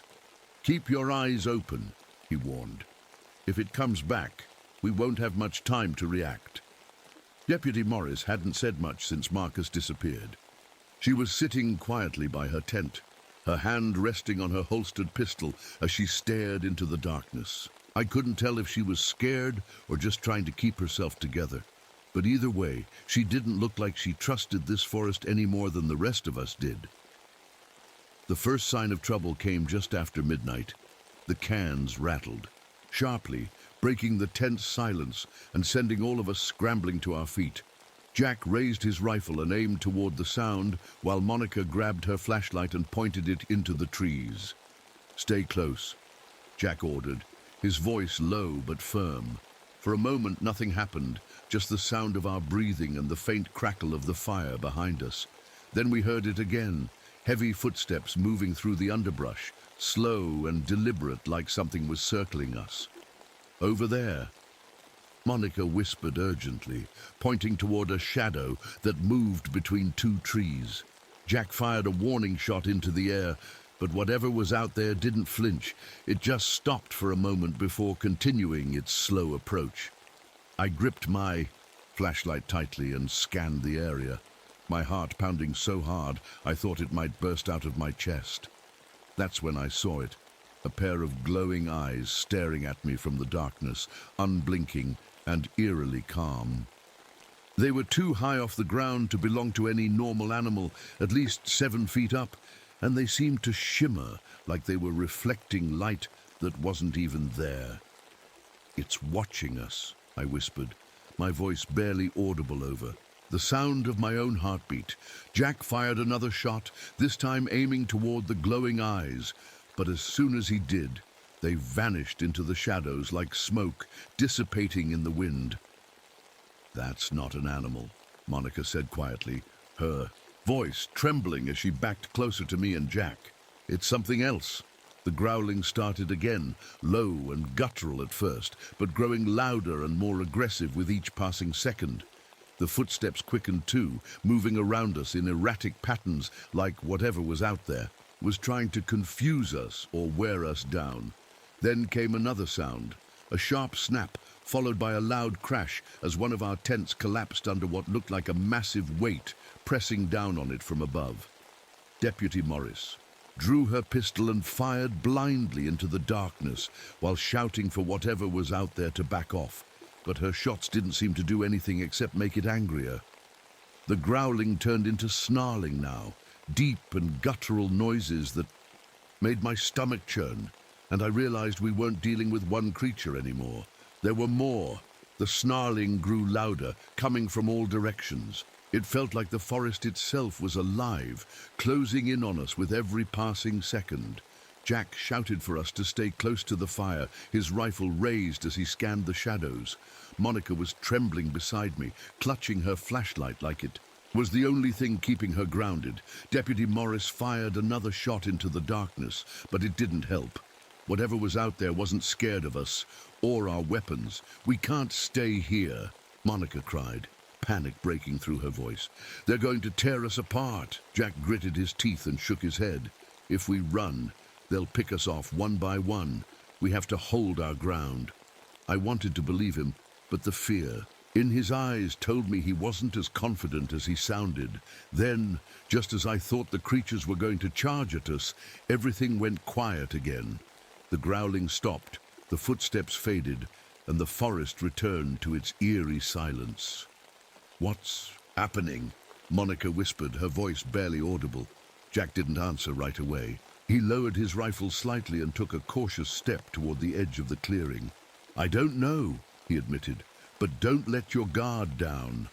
That's when we saw it, another set of carvings etched into a large rock near the edge of camp. They were similar to the ones we'd found earlier, but more detailed and intricate, almost like they were telling a story. Monica stepped closer to examine them, her flashlight illuminating the strange symbols. "This is different," she said, quietly. "It's not just warnings, it's instructions." "What kind of instructions?" I asked, my voice shaking as I kept glancing over my shoulder for any sign of movement in the trees. She pointed to one of the carvings, a series of figures arranged in a circle around what looked like a large stone or artifact. "It's like they're protecting something," she explained. "Something important." Jack frowned and stepped closer to the rock, his rifle still ready. "Protecting what?" Monica hesitated before answering. "I don't know," she admitted. "But whatever it is, I think that's why they're here." Deputy Morris joined us, her face pale and drawn as she studied the carvings. "You're saying these things aren't just hunting us? They're guarding something?" Monica nodded slowly. "It makes sense," she said. "The disappearances, the strange behavior. It's all connected to whatever they're protecting. Jack didn't look convinced, but he didn't argue either. He turned back toward camp and said firmly, "We need to figure out what it is, and fast." We spent the next few hours searching for more clues around the clearing while keeping an eye on the forest for any signs of movement. That's when we found it, a narrow path leading deeper into the woods, marked by more carvings on the trees. "It's a trail," Monica said softly, her flashlight illuminating the symbols as we walked cautiously down the path. The trail led us to another cave, larger than the one we'd found earlier and far more ominous looking. The entrance was wide and jagged, with strange markings etched into the stone around it. "This is it," Monica whispered, her voice trembling with both fear and curiosity. Jack shook his head firmly. "We're not going in there," he said flatly, but Monica was already stepping forward, her flashlight aimed into the darkness ahead. "We don't have a choice," she said quietly. "If we don't figure out what's happening here, none of us are getting out alive." We stood at the mouth of the cave, staring into its pitch-black depths. The air that drifted out was cold and damp, carrying a faint metallic smell that made my stomach turn. Jack tightened his grip on his rifle, his jaw set in a hard line. "This is a bad idea," he muttered. "Whatever's in there, it doesn't want us finding it." Monica ignored him, already stepping forward with her flashlight. "If we don't figure this out, those things will keep coming," she said firmly. "We have to know what they're protecting." Reluctantly, Jack and I followed her into the cave. Deputy Morris stayed behind at the entrance, her pistol drawn and her eyes scanning the forest. "I'll keep watch," she said quietly. "Just don't take too long." The cave was larger than it looked from the outside, with walls that seemed to close in and then expand again as we moved deeper inside. Strange symbols covered every surface, carvings similar to the ones we'd seen outside, but more intricate and unsettling. Some of them looked like eyes, staring at us from every angle. Monica stopped suddenly, her flashlight illuminating a large stone altar in the center of the chamber. It was covered in more carvings, but these were different, sharper, almost violent. In their design, at the center of the altar sat a strange object, a black stone, about the size of a football, smooth and polished like glass. "What is that?" I asked, my voice barely above a whisper. Monica stepped closer, her eyes wide with a mix of fear and fascination. "It's not natural," she said softly. "It's something else." Jack grabbed her arm before she could touch it. "Don't," he warned. "We don't know what it is or what it'll do." Before Monica could argue, we heard it again, the growling. But this time, it wasn't coming from outside the cave. It was inside with us. My blood ran cold as I turned toward the sound, my flashlight shaking in my hand. The beam of light caught a glimpse of something moving in the shadows, something big and fast, with glowing eyes that seemed to pierce through the darkness. "Run!" Jack shouted, raising his rifle and firing a shot into the blackness. The sound echoed off the walls, deafening in the confined space. Monica grabbed my arm, and we sprinted back toward the entrance as fast as we could.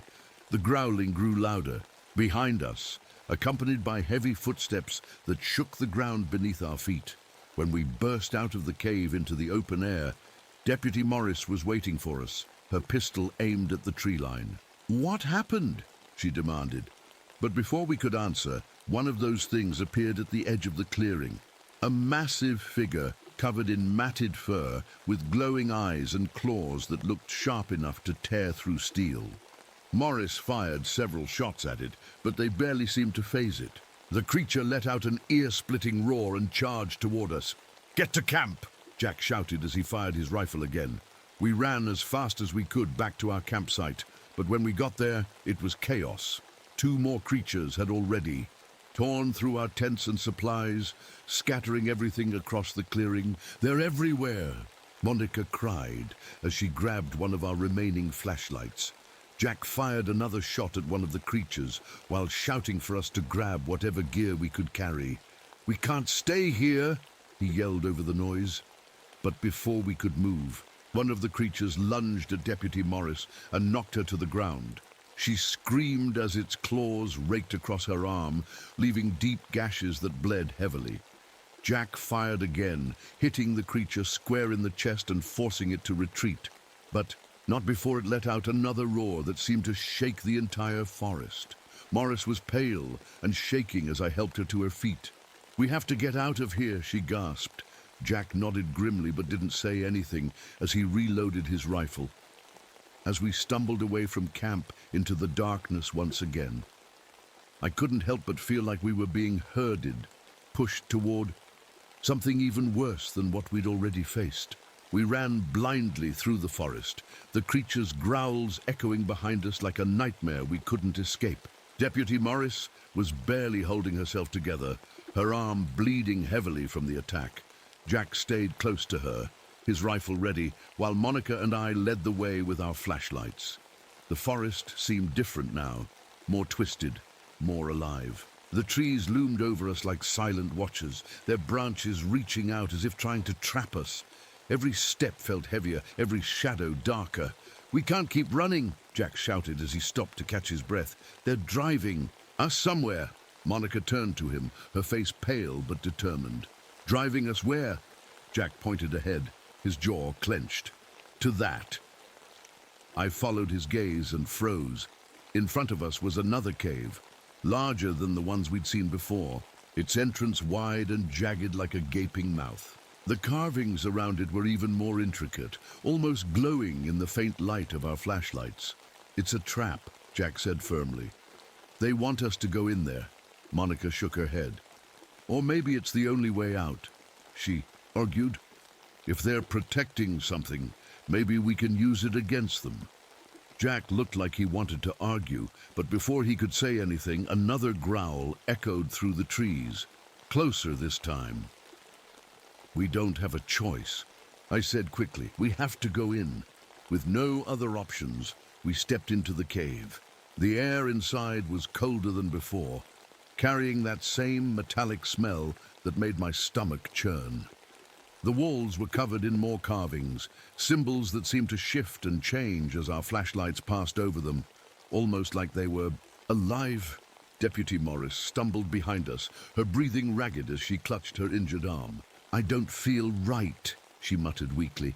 "We'll get you out of here," Jack promised, though his voice was strained with worry.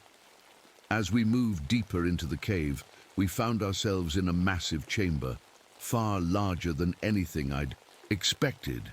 At the center of the room was another altar, similar to the one we'd seen before, but much larger and more elaborate. The black stone sat at its center, glowing faintly with an unnatural light that seemed to pulse like a heartbeat. Monica stepped forward cautiously, her flashlight aimed at the stone. "This is it," she whispered. "This is what they're protecting." Jack grabbed her arm before she could get too close. "Don't touch it," he warned sharply. "We don't know what it'll do." But before any of us could react further, the growling started again. This time louder and more aggressive than ever before. The creatures emerged from the shadows around us, their glowing eyes fixed on the stone as they moved closer to the altar in slow, deliberate steps. "There's more of them," Jack muttered as he raised his rifle. Monica stared at the creatures in awe and fear. "They're guarding it," she said softly. "Guarding what?" I asked urgently. She turned to me with wide eyes and whispered, "Something ancient, something powerful."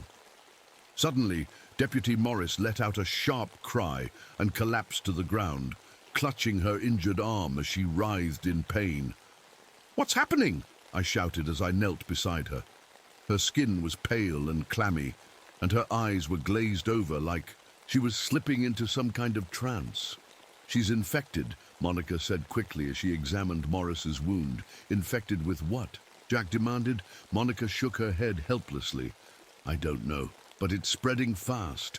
Before we could do anything to help Morris, one of the creatures lunged toward us with a deafening roar. Jack fired his rifle at it, hitting it square in the chest. But instead of falling back like before, it kept coming. "They're not stopping," Jack shouted as he reloaded his weapon. Monica grabbed my arm and pulled me toward the altar. The stone! She cried desperately. It's connected to them. We have to destroy it. I hesitated for a moment before nodding and stepping toward the altar with Monica by my side. As soon as we touched the stone together, everything changed. The moment Monica and I touched the stone, a blinding light filled the chamber. It wasn't like anything I'd ever seen before. It wasn't just bright. It was alive. The light pulsed through the room, illuminating every corner of the cave and forcing the creatures to stop in their tracks. They let out guttural howls, covering their glowing eyes as if the light was burning them. I felt a strange sensation coursing through me, like a deep vibration that resonated in my chest and head. It wasn't painful, but it was overwhelming, like I was standing too close to something far more powerful than I could comprehend. "Douglas!" Monica shouted, her voice barely audible over the hum of the light. "We have to destroy it." I nodded, though I had no idea how we were supposed to destroy something that felt so untouchable. The stone seemed to pulse faster now, as if responding to our presence. The carvings on the walls glowed brighter, and the air grew heavier. With each passing second, Jack fired another shot at one of the creatures, but it barely flinched. "Whatever you're doing, do it fast," he yelled as he backed toward us, his rifle trembling in his hands. Monica grabbed a large rock from the ground and raised it above her head. "Help me!" she shouted. I didn't hesitate. Together, we slammed the rock down onto the black stone with all our strength. The impact sent a shockwave through the chamber, knocking us both back and causing the creatures to let out an ear-splitting roar. The stone cracked slightly, but didn't break completely. The light flickered for a moment before growing even brighter, almost blinding us entirely. "Again!" Monica cried as she scrambled to her feet. We raised the rock again and brought it down with everything we had. This time, the stone shattered into pieces, sending shards flying across the room like glass. The light exploded outward in a final burst before disappearing entirely, plunging the cave into darkness. For a moment, everything was silent, no growling, no footsteps, no hum of energy. Just silence. "Is it over?" I whispered, my voice shaky and uncertain. Jack's flashlight clicked on, illuminating the chamber once again. The creatures were gone, vanished as if they'd never been there at all. The carvings on the walls had faded too, leaving only faint outlines behind. Monica let out a shaky breath and collapsed onto her knees beside me. "We did it," she said softly, though her voice was filled with exhaustion rather than triumph. But then we heard it, a low rumble that seemed to come from deep within the earth itself. "What now?" Jack muttered as he helped Deputy Morris to her feet. The ground beneath us began to shake violently, sending rocks tumbling from the ceiling of the cave. "It's collapsing!" Monica shouted as she grabbed my arm. "We have to get out of here!" We ran as fast as we could toward the entrance of the cave, dodging falling debris and trying not to trip over the uneven ground. The rumbling grew louder with each step we took, like the entire forest was being torn apart from below. When we finally burst out into the open air, we didn't stop running until we were far away from the cave entrance. Behind us, the ground caved in completely, sealing off whatever had been inside forever. We collapsed onto the forest floor, gasping for breath and trying to process what had just happened. Deputy Morris was pale and weak, but still alive, though her wound looked worse than ever. "We need to get her help," Jack said firmly, as he reloaded his rifle one last time. Monica nodded silently, but didn't say anything as she stared back toward where the cave had been. It took us 2 days to make it back to civilization. Deputy Morris was rushed to a hospital where doctors treated her for an infection they couldn't explain, one that left scars on her arm that never fully healed.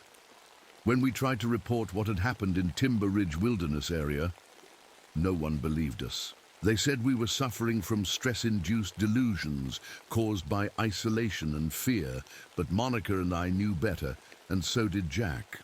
We never spoke about it again after that, not really. But sometimes I catch myself thinking about those glowing eyes in the darkness, or that strange black stone pulsing with energy. Timber Ridge is closed now, officially due to unstable geological conditions. But every now and then, people still go missing in those woods, and sometimes late at night. I wonder if the Watchers found somewhere else to guard.